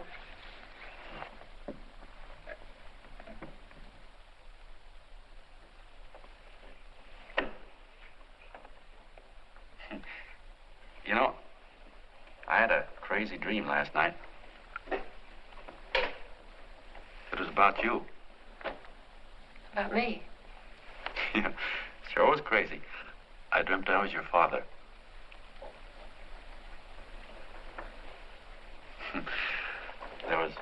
There was something I was trying to stop you from doing. So I got up out of bed and I walked right through the wall here, right straight into your room. You know how dreams are. And there you were in bed. But you're a little girl, you know, about 10. And very pretty, too. So I shook you. And the moment you opened your eyes, you hopped out of bed and started running like the devil in your nightgown. You ran right out the window there, and you ran out over the tops of buildings and roofs and everything for miles. And I was chasing you. And all the time you were running, you kept growing bigger and bigger and bigger, and pretty soon you were as big as you are now, you know, grown up. And all the time I kept asking myself, what am I chasing her for? And I didn't know. Isn't that a hot one? Well, anyway, you ran into some place, and then I ran in after you, and when I got there you were, getting married. And the nightgown had changed into a beautiful wedding gown. You sure look pretty, too. And then I knew what it was I was trying to stop you from doing.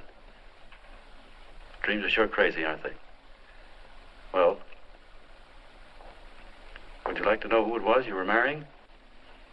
Oh, a tall, handsome Ubangi, I suppose. No, not that bad. It was that fellow that sends you flowers every day. Yeah, what's his name? Mr. Norton's nephew? Ted Sheldon. Yeah, that's the one. But here's the funniest part of it all. I was the fellow up there doing the marrying, you know, the justice of peace or something. You were? I thought you were chasing me. Well, yes, I was, but I was your father then, you see. But the real me, John Doe, or that is, Long John Willoughby, I was the fellow up there with the book. You know what I mean? I guess so. Then what happened? Well, I took you across my knee and I started spanking you. That is, I didn't do it. I mean, I did do it, but it wasn't me, you see. I was your father then. Well, I held you across my knee and I said, Annie, I won't allow you to marry a man that's just rich or that has his secretary send you flowers. The man you marry has got to swim rivers for you. He's got to climb high mountains for you. He's got to slay dragons for you. He's got to perform wonderful deeds for you. Yes, sir. And all the time, the guy up there, you know, with the book, me, just stood there nodding his head. And he said, go to it, Pop. Whack her one from me, because that's just the way I feel about it, too. So he said, come on down here and whack her yourself. So I came down and I whacked you a good one, see? Then he whacked you. And I whacked you another one, and we both started whacking you like... Well, if you're through whacking her, come on, let's get going. Okay, fellas, right in here. You go out the side entrance, there's a bunch of autograph seekers out front. We'll be down with the bags in a minute. Come on, don't make a government project out of this. Hi, Benny. When's our plane take off again? Couple of minutes. How many people do you think we've talked to already, outside the radio, I mean? Oh, I don't know. About 300,000. 300,000. What makes them do it, Ann? What makes them come and listen and get up their John Doe clubs the way they do? I've been trying to figure it out. Look, John, what we're handing them are platitudes, things they've heard 1,000,000 times. Love thy neighbor, clouds have silver linings, turn the other cheek. It's just a... Yeah, I heard them 1,000,000 times, too, but there you are. Maybe they're like me, just beginning to get an idea what those things mean. You know, I never thought much about people before. They were always just somebody to fill up the bleachers. And the only time I worried about them is when they didn't come in to see me pitch. You know, lately I've been watching them when I talk to them. I could see something in their faces. I could feel that they were hungry for something. You know what I mean? Maybe that's why they came. Maybe they're just lonely and wanted somebody to say hello to. I know how they feel. I've been lonely and hungry for something practically all my life.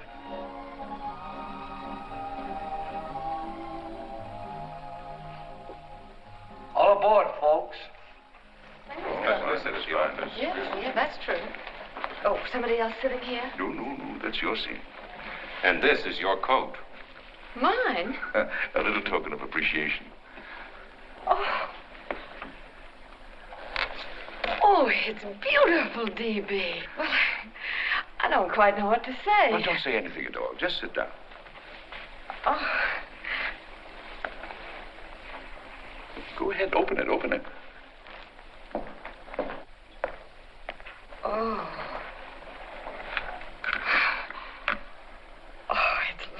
Lovely. And a new contract goes with it. Well, come on, spring it. You've got something on your mind. It must be stupendous.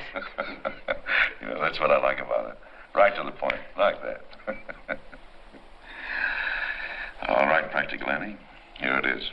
Tomorrow night, before a crowd of 15,000 people and talking over a nationwide radio hookup, John Doe will announce the formation of a third party. A third party? Yes, the John Doe Party.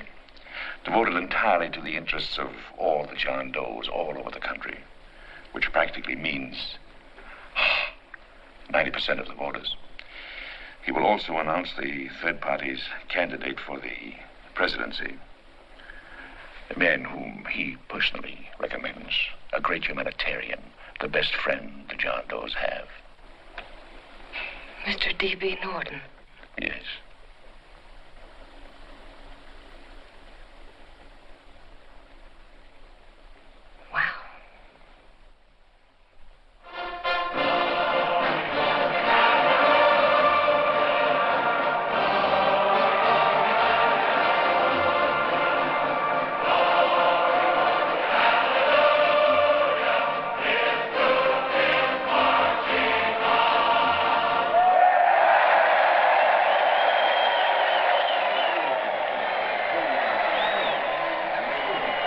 The opening of the convention is hours off. The delegates are already pouring into the ballpark by the droves, with lunch baskets, banners, and petitions asking John Doe not to jump off any roof. But no matter how you look at it, it's still a phenomenal movement. These John Does, or the hoi polloi, as you've heard people call them, have been laughed at and ridiculed. But here they are, gay and happy, having traveled thousands of miles, their expenses paid by their neighbors, to come here to pay homage to their hero, John Doe. And in these days of wars and bombings, it's a hopeful sign that a simple idea like this can sweep the country. An idea based on friendliness, on giving and not taking, on helping your neighbor and asking nothing in return. And if a thing like this can happen, don't let any of your grumbling friends tell you that humanity is falling apart. This is John B. Hughes, signing off now and returning you to our main studio until 9 o'clock, when the convention will officially open. Oh, John, come in. Say, I'm kind of... It's raining out a little. That's all right. It's good to see you. Sit down. Thanks.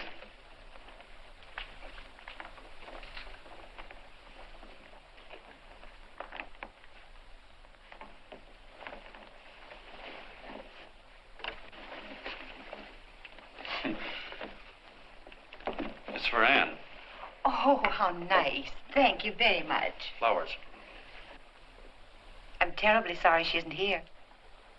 She isn't? No, she just left. I'm surprised you didn't run into her. She went over to Mr. Norton's house. Oh. Did you want to see her about something important? Yeah. Well, no, it'll wait. Say, he's a nice man, isn't he? Mr. Norton, I mean. He's done an awful lot for the...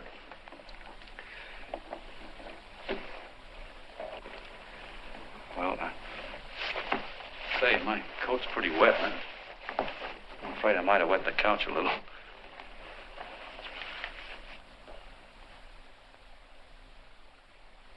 Well, I guess I'll see her at the convention later. Yes, of course. I'll see that she gets the flowers. Thanks. Good night, Mrs. Mitchell. Good night, John.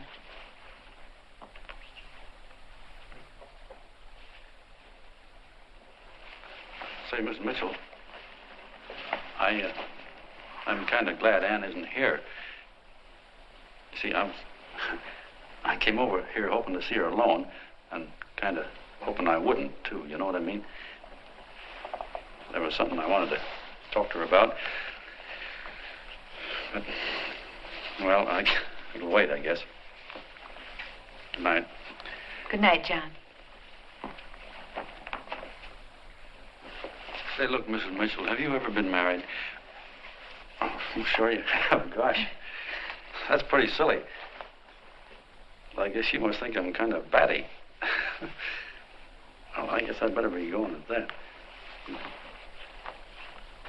John, my husband said, I love you. Will you marry me? You did? What happened? I married him.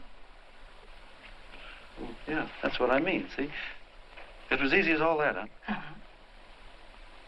Yeah, but look, Mrs. Mitchell, you know, I love Anne, and it's going to be awfully hard for me to say it because, well, you know, she's so wonderful.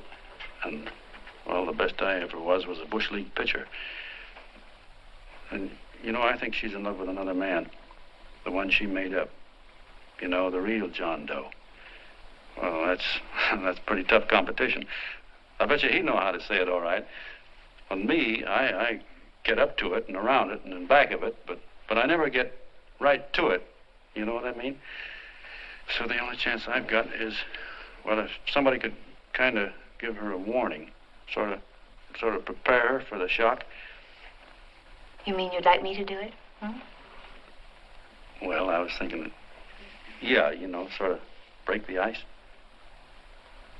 Of course I will, John. Gee whiz. Thank you, Mrs. Mitchell. Hey, you're okay.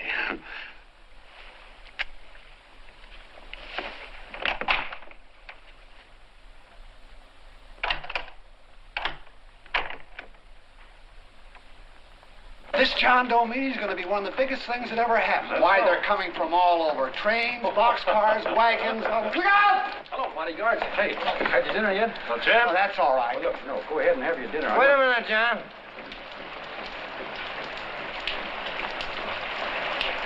Hello, Mr. Connell. How are you, John? John, I want to have a little talk with you. What's the matter? Are you falling? Come here. Hey, boss. Oh, quiet. Say, tell me something. Did you read the speech you're going to make tonight? No, I never read the speeches before I make them. I get more of a kick out of it that way. Uh-huh. It's just exactly what I thought. Beanie, go on down to the old pop to give you the speech. There's a copy on my desk. Gee whiz, boss, you know Mr. Norton told me not to leave him, not even for a minute. Go on. We'll be at Jim's bar up the street. You're a nice guy, John. I like you. You're gentle. I always like gentle people. Me, I'm hard and tough. I got a use for hard people. Gotta be gentle to suit me.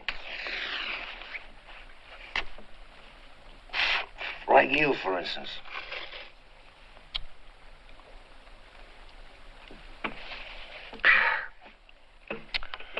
Yep, I'm hard. But you want to know something? I've got a weakness. Never guessed that, would you? Well, I have. Want to know what it is? Star-Spangled Banner. Screw you, huh? Well, maybe it is, but play the Star-Spangled Banner. I'm a sucker for it. Always gets me right here. Know what I mean? Yeah, it gets me right back here. Oh, back there, huh? Well, every man to his own taste. You weren't old enough. You weren't old enough for the World War, were you, Jim? No, of course not. No, you must have been just kidding. I was just ripe and raring to go. You know what my old man did when I joined up? He joined up, too. Got to be a sergeant. And here's a kick for you. We were in the same outfit. Funny, huh?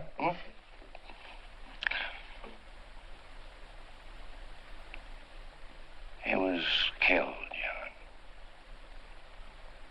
I saw him get it. I was right there, and I saw it with my own eyes.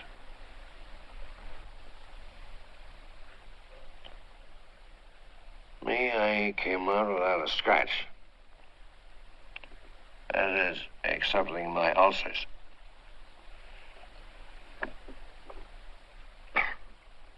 I should be drinking milk, you know. This stuff is poison. Hey, Tubby. Yes, Mr. Connell? What do you say, huh? All right.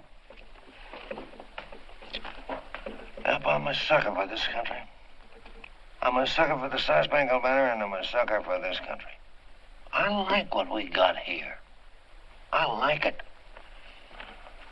A guy can say what he wants and do what he wants without having a bayonet shoved through his belly. And that's all right, isn't it? You betcha. Yeah. Well, we don't want anybody coming around changing that, do we? No, sir. No, sir. And when they do, I get mad. I get boiling mad. And right now, John, I'm sizzling. I get mad for a lot of other guys besides myself. I get mad for a guy named Washington, and a guy named Jefferson, and Lincoln. Lighthouses, John. Lighthouses in a foggy world. You know what I mean? Yeah, you bet. Listen, pal. This fifth column stuff is pretty rotten, isn't it? Yeah, it certainly is. And you'd feel like an awful sucker if you found yourself marching right in the middle of it, wouldn't you? You. Of course, you wouldn't know it because you're gentle. But that's what you're doing. You're mixed up with a skunk, my boy. A no-good, dangerous skunk. Say, you're not talking about Mr. Norton, are you? I'm not talking about his grandfather's pet poodle. You must be wrong, Mr. Cannell. Because he's been marvelous about the John Doe clubs. Yeah? Say, you're sold on this John Doe idea, aren't you? Sure. Sure. I don't blame you. So am I. It's a beautiful miracle. A miracle that can only happen right here in the good old USA. And I think it's terrific. What do you think of that? Me, hard-boiled Cannell, and I think it's plenty terrific. All right. Now, supposing a certain unmentionable worm whose initials are DB was trying to use that to shove his way into the White House so he could put the screws on, so he could turn out the lights in those lighthouses. What would you say about that, huh? Nobody's going to do that, Mr. Cannell. They can't use the John Doe clubs for politics. That's the main idea. Is that so? Then what's a big political boss like Hammett doing in town? And a labor leader like Bennett? And a lot of other big shots are up at DB's house right now. Wolves, John. Wolves. Waiting to cut up the John Does. Wait till you get a gander at the speech you're going to make tonight. You're all wet. Miss Mitchell writes those speeches. Nobody can make her write that kind of stuff. They can, huh? Who do you think writes them? My Aunt Emma? I know she writes them. And gets a big bonus for doing them, too. A mink coat and a diamond bracelet. Don't write them. Why, that gold-grabbing dame would double-cross her own mother for a handful of Chinese yen. Shut up. If you weren't drunk, I'd... Hey, boss. Here's the speech, boss. Hey. Go on and read it, John, and then start socking. Hey, wait a minute, Mr. Doe. Tubby? Yes, sir. Better bring me a glass of milk. I'm smoking too much. Yes, Charlie? Got everything all set? Fine. John Doe been taken care of? Good. How many people do you think will be there? 15,000? Oh, my, that's fine. Now, listen, Charlie. As soon as John Doe stops talking about me, I want you to start that demonstration. And make it a big one, you understand? Don't worry about that, DB. My boys are there. They'll take care of it. What? Yes, I'll be there 15 minutes after I get your call. Why, Mr. Doe. Where are they? In the dining room, sir.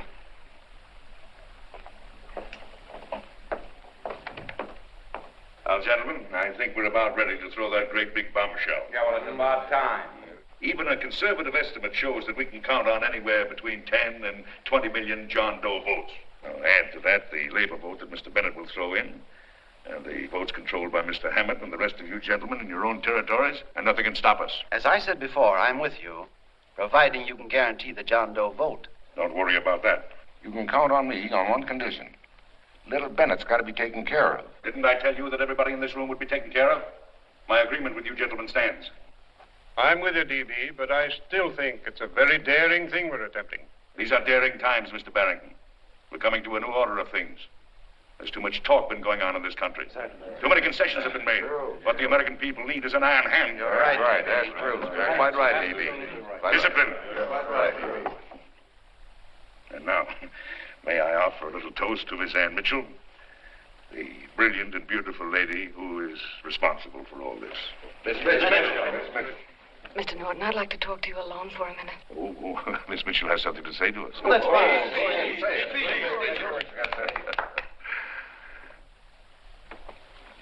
Hello.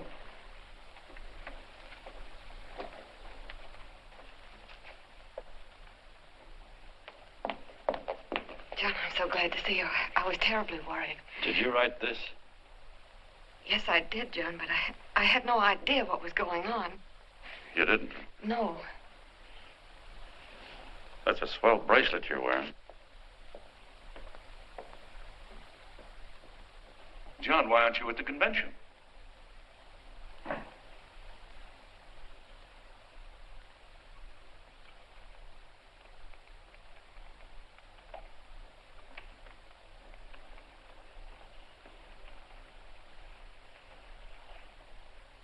Is there anything wrong?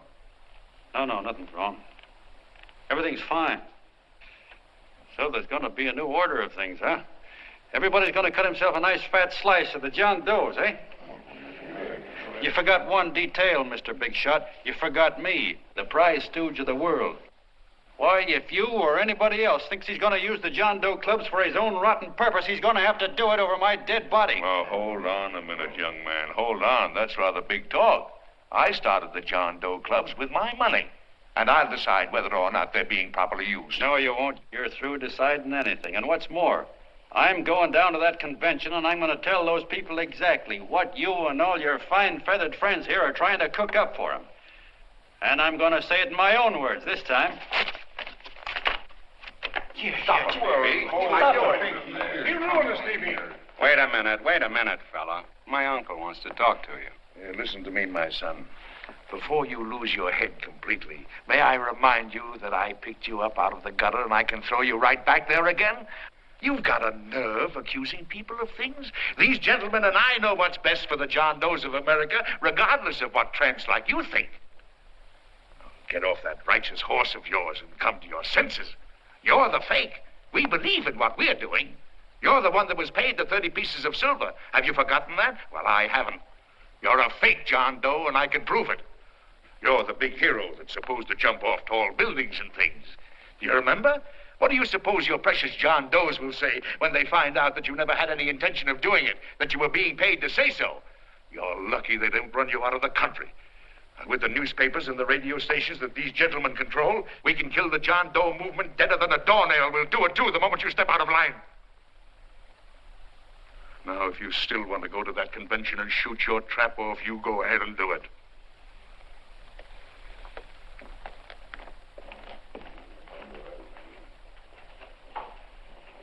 You mean to tell me you try to kill the John Doe movement if you can't use it to get what you want? You bet your bottom dollar we would.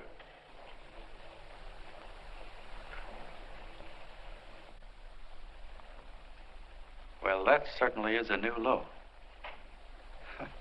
I guess I've seen everything now. You sit there back of your big cigars and think of deliberately killing an idea that's made millions of people a little bit happier. An idea that's brought thousands of them here from all over the country, by bus and by freight and jalopies and on foot, so they could pass on to each other their own simple little experiences. Why, look, I'm just a mug and I know it, but I'm beginning to understand a lot of things. Why, your type's as old as history. If you can't lay your dirty fingers on a decent idea and twist it and squeeze it and stuff it into your own pocket, you slap it down. Like dogs, if you can't eat something, you bury it. Why, this is the one worthwhile thing that's come along. People are finally finding out that the guy next door isn't a bad egg. That's simple, isn't it? And yet a thing like that's got a chance of spreading till it touches every last doggone human being in the world, and you talk about killing it. Why, when this fire dies down, what's going to be left? More misery, more hunger, and more hate. And what's to prevent that from starting all over again? Nobody knows the answer to that one, and certainly not you with those slimy, bollocksed up theories you got. The John Doe idea may be the answer, though. It may be the one thing capable of saving this cockeyed world. Yet you sit back there on your fat hulks and tell me you'll kill it if you can't use it. Well, you go ahead and try. You couldn't do it in a million years with all your radio stations and all your power. Because it's bigger than whether I'm a fake. It's bigger than your ambitions. And it's bigger than all the bracelets and fur coats in the world. You bet it is, John. And that's exactly what I'm going down there to tell those people. Wait a minute, you ungrateful rat. My uncle's been too good. Getting away. Give me the boat. John! I've always told you, D.B., you're playing with dynamite. Which way? Now let that girl get away. Before he gets through tonight, he'll ruin it all. Now, stop him cold. Don't worry, I've been ready for this. John! Oh, John, please listen to me. Please, I can explain everything, John. I didn't know what they were going to do. Let me go with you, John. John, please. Go ahead, driver. Hold part. Explain it to you, John. Please let me go with you. Please. John! Mr. Martin wants to see you. Listen to me, Mayor, but you do as I say. I want them both arrested. You tell the police department to pick up Canal. I've got the girl here. I've got the bullet. I don't care what you charge him with. If you're worried, let him go in the morning, but keep him in jail overnight. Hello, Bulletin. Put wire on.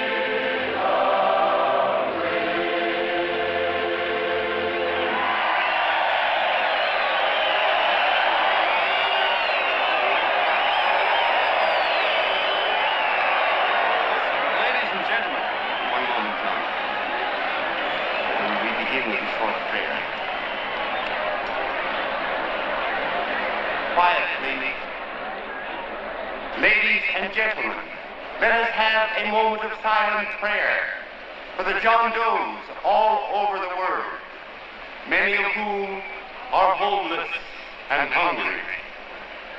Rise, please. Everybody rise.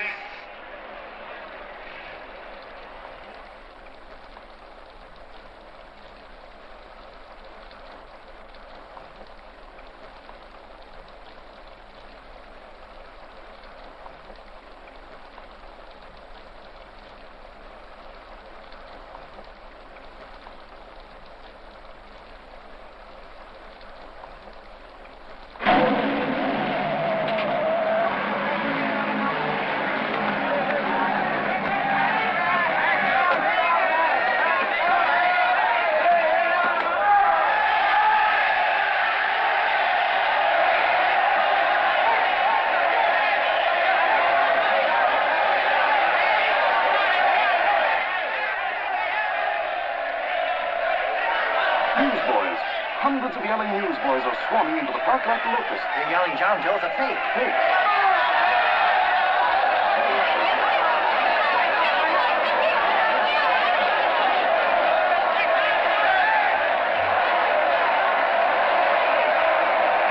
Federal investigation urged by Chamber of Commerce. How could he be a fake? There must be some kind of a gag.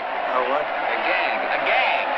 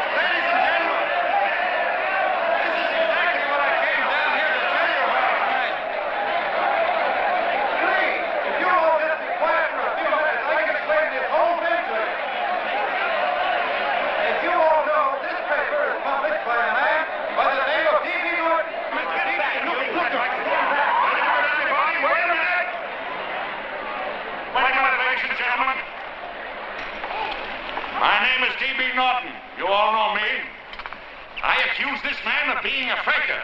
We've been taken for a lot of suckers, and I'm the biggest of the lot. I spend a fortune backing this man in what I believe to be a sincere and worthy cause, just as you all did. And now I find out it's nothing but a cheap racket cooked up by him and two of my employees for the sole purpose of collecting dues from John Does all over the country. That's a lie. It's not a lie. Nickels and dimes to stuff into their own pockets. You can read all about it in the newspapers there. That's a lie. Listen, I don't believe what... This man had no intention of jumping off the top of a building. He was paid to say so. Do you deny that? That's got nothing to do with it. Were you paid for it, or weren't you? Yes, I was paid, but there happened... And what about the suicide note? You didn't write that either. What difference did you write it or didn't you? No, I didn't write it. Now, you bet your life you didn't. You look in your papers, ladies and gentlemen, and you'll find Miss Mitchell's signed confession that she was the one who wrote it. Listen, folks, it's a fact that I didn't write the letter. There, you see, he admits it. You're a fake, John Doe. Now, for what you have done to all these good people, they ought to run you out of the country. And I hope they do it.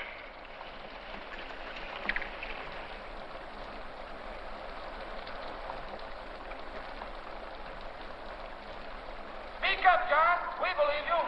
Please, listen, folks. Now that he's through shooting over his face, I've got a couple of things to tell you about. Come on, the rest of you get in here and riot. Break this crowd up. Come on. I'm sorry, folks, but we can't hear him anymore. Something's gone wrong with the loudspeakers. John Doe's a fake! Boo! They can't hear me. Boo! This thing's not working. Ladies and gentlemen.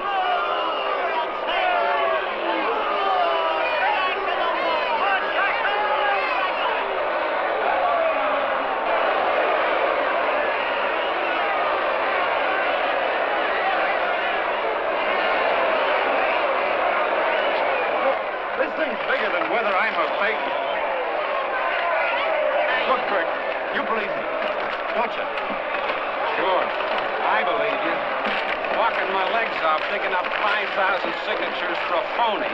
Well, there you are, Mr. Doe. 5,000 names asking you not to jump off any roof. It makes no difference, Bert.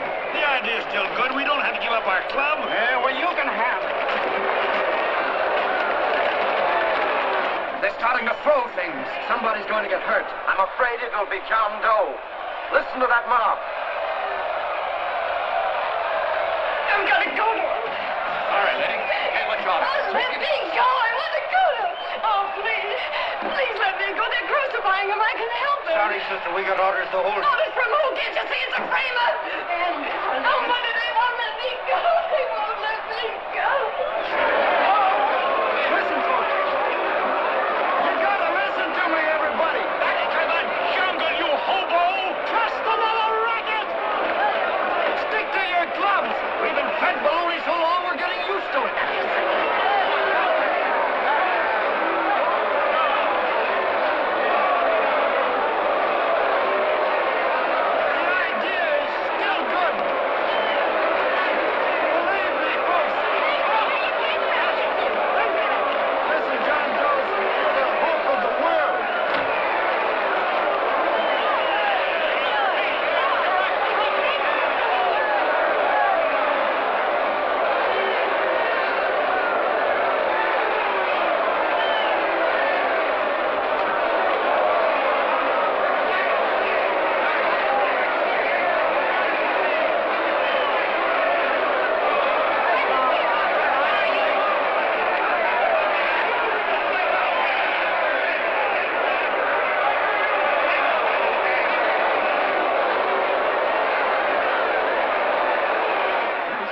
To get him out of the park.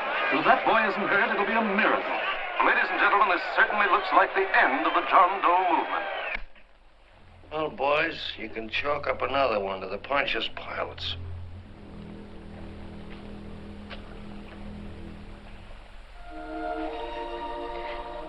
I should have been there.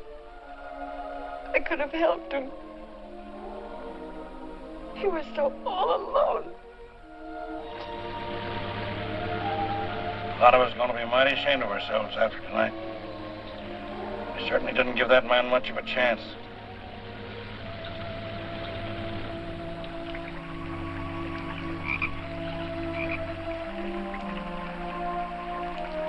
Have some more coffee, Long John? No thanks, Carl.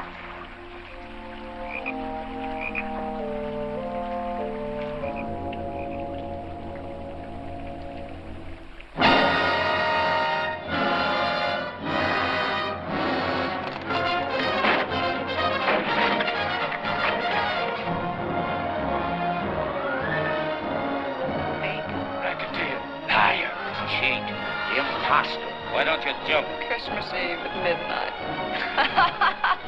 Bye, Mr. Doe. You're a wonderful man. And God bless you, my boy. Now get in there and catch him. You're a fake John Doe, and I can prove it. You're the big hero who's supposed to jump off tall buildings and things. Do you remember? What do you suppose your precious John Does will say when they find out that you never had any intention of doing it, that you were being paid to say so? Christmas Eve at midnight.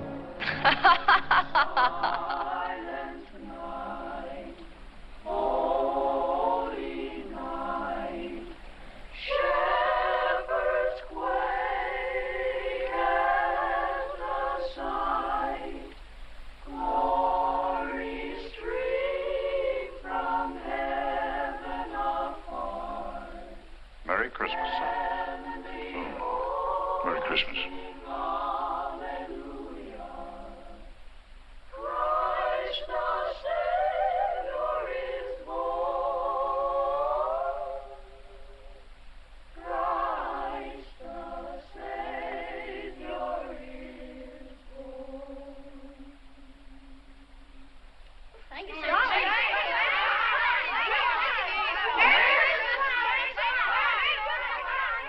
Who? John Doe. Is that screwball still around? Dame's been calling all day. Sure, I know. Yeah, at midnight, huh? Okay, lady. We'll have the place surrounded with nets. They're laughing at me.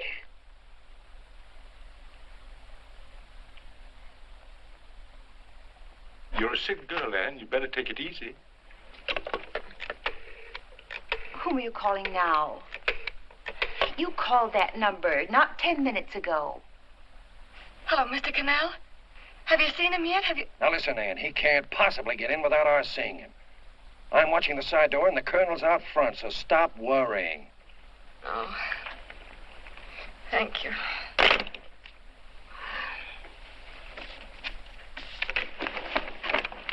What, Ann? Anne, don't be foolish. If this isn't the craziest, the battiest, the looniest wild goose chase I ever heard of. Shut up, Bert. Sourpuss is right. Yeah, well, if he is, I'm a banana split. That man is going to be on that roof. Don't ask me how I know. I just know, and you know it as well as I do. Sure. I'd like to believe in fairy tales, but a guy that's a fake isn't going to jump off any roof. I don't think he was any fake, not with that face.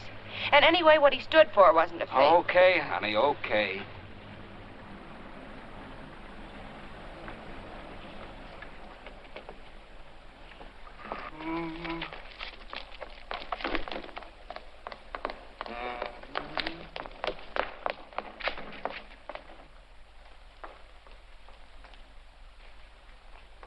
Elevators ain't running.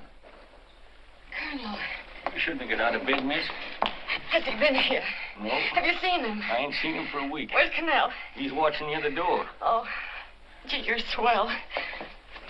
Oh. No sense in going up there. I've been here for hours. He ain't here. Let me go, will you? Now that's crazy. It's 14 floors.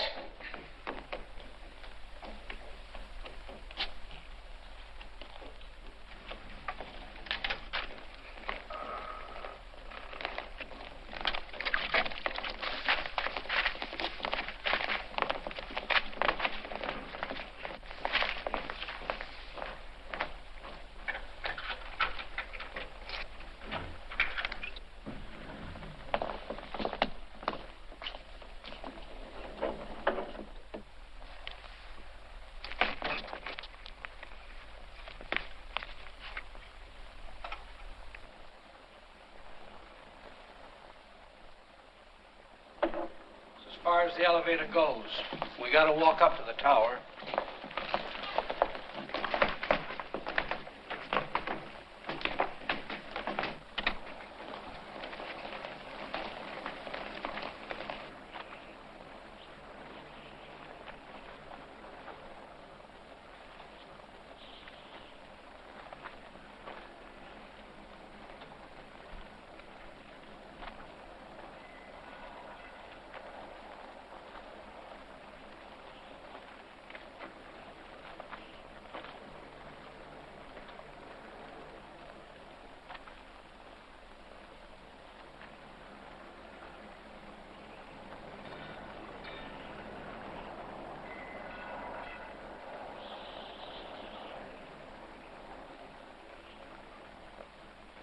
That tramp was probably full of Christmas cheer and asleep in some flop house.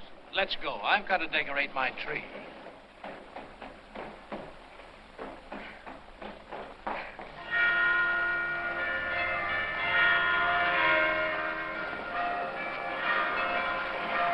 Well, I give up. I don't know what gave us the idea that we'd attempt anything like this. I guess you're right. I'm afraid the joke's on us. Let's go. I hope nobody finds out we've been here.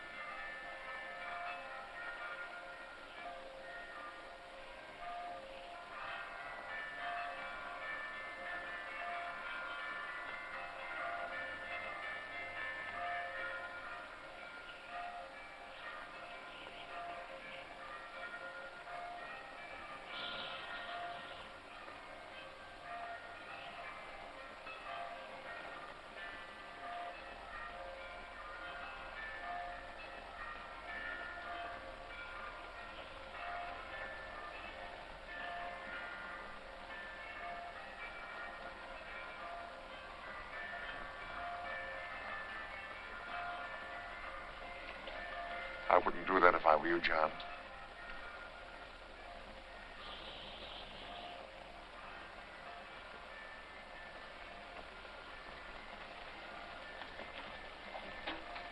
It'll do you no good. Mayor has policemen downstairs with instructions to remove all marks of identification you may have on your person.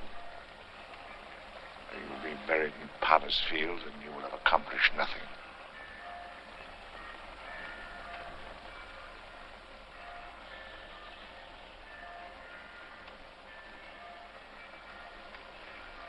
I've taken care of that. I've already mailed a copy of this letter to Mr. Cannell. John, why don't you forget this foolishness? Stop right where you are, Mr. Norton, if you don't want to go overboard with me.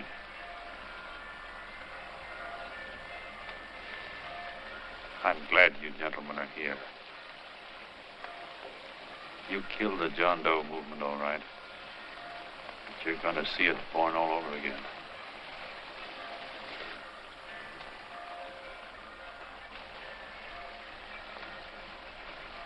Now, take a good look, Mr. Norton.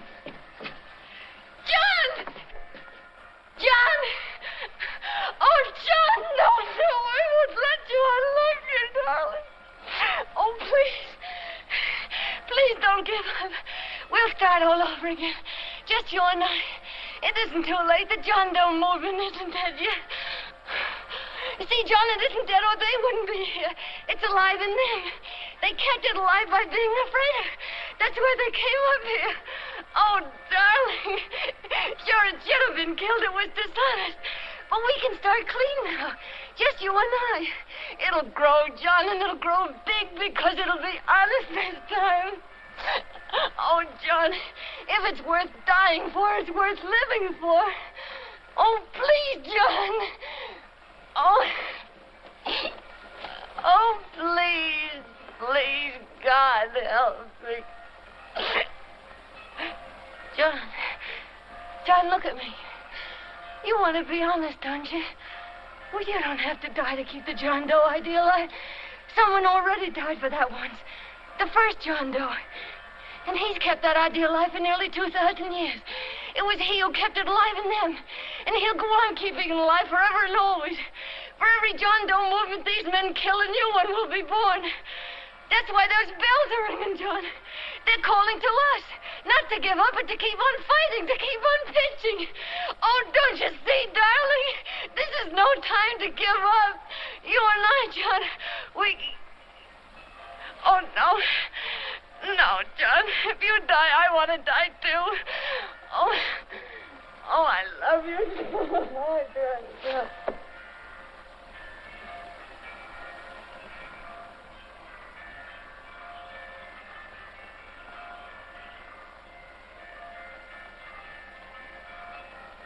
Mr. Doe, you don't have to.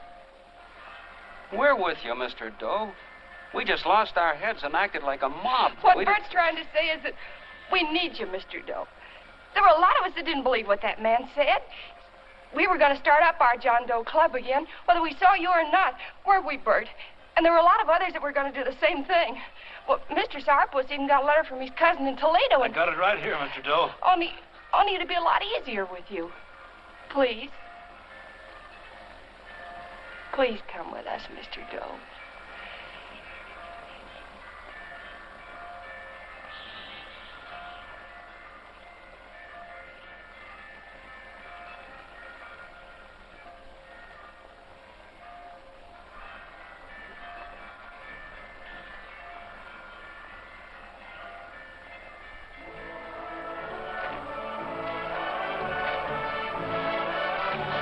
John.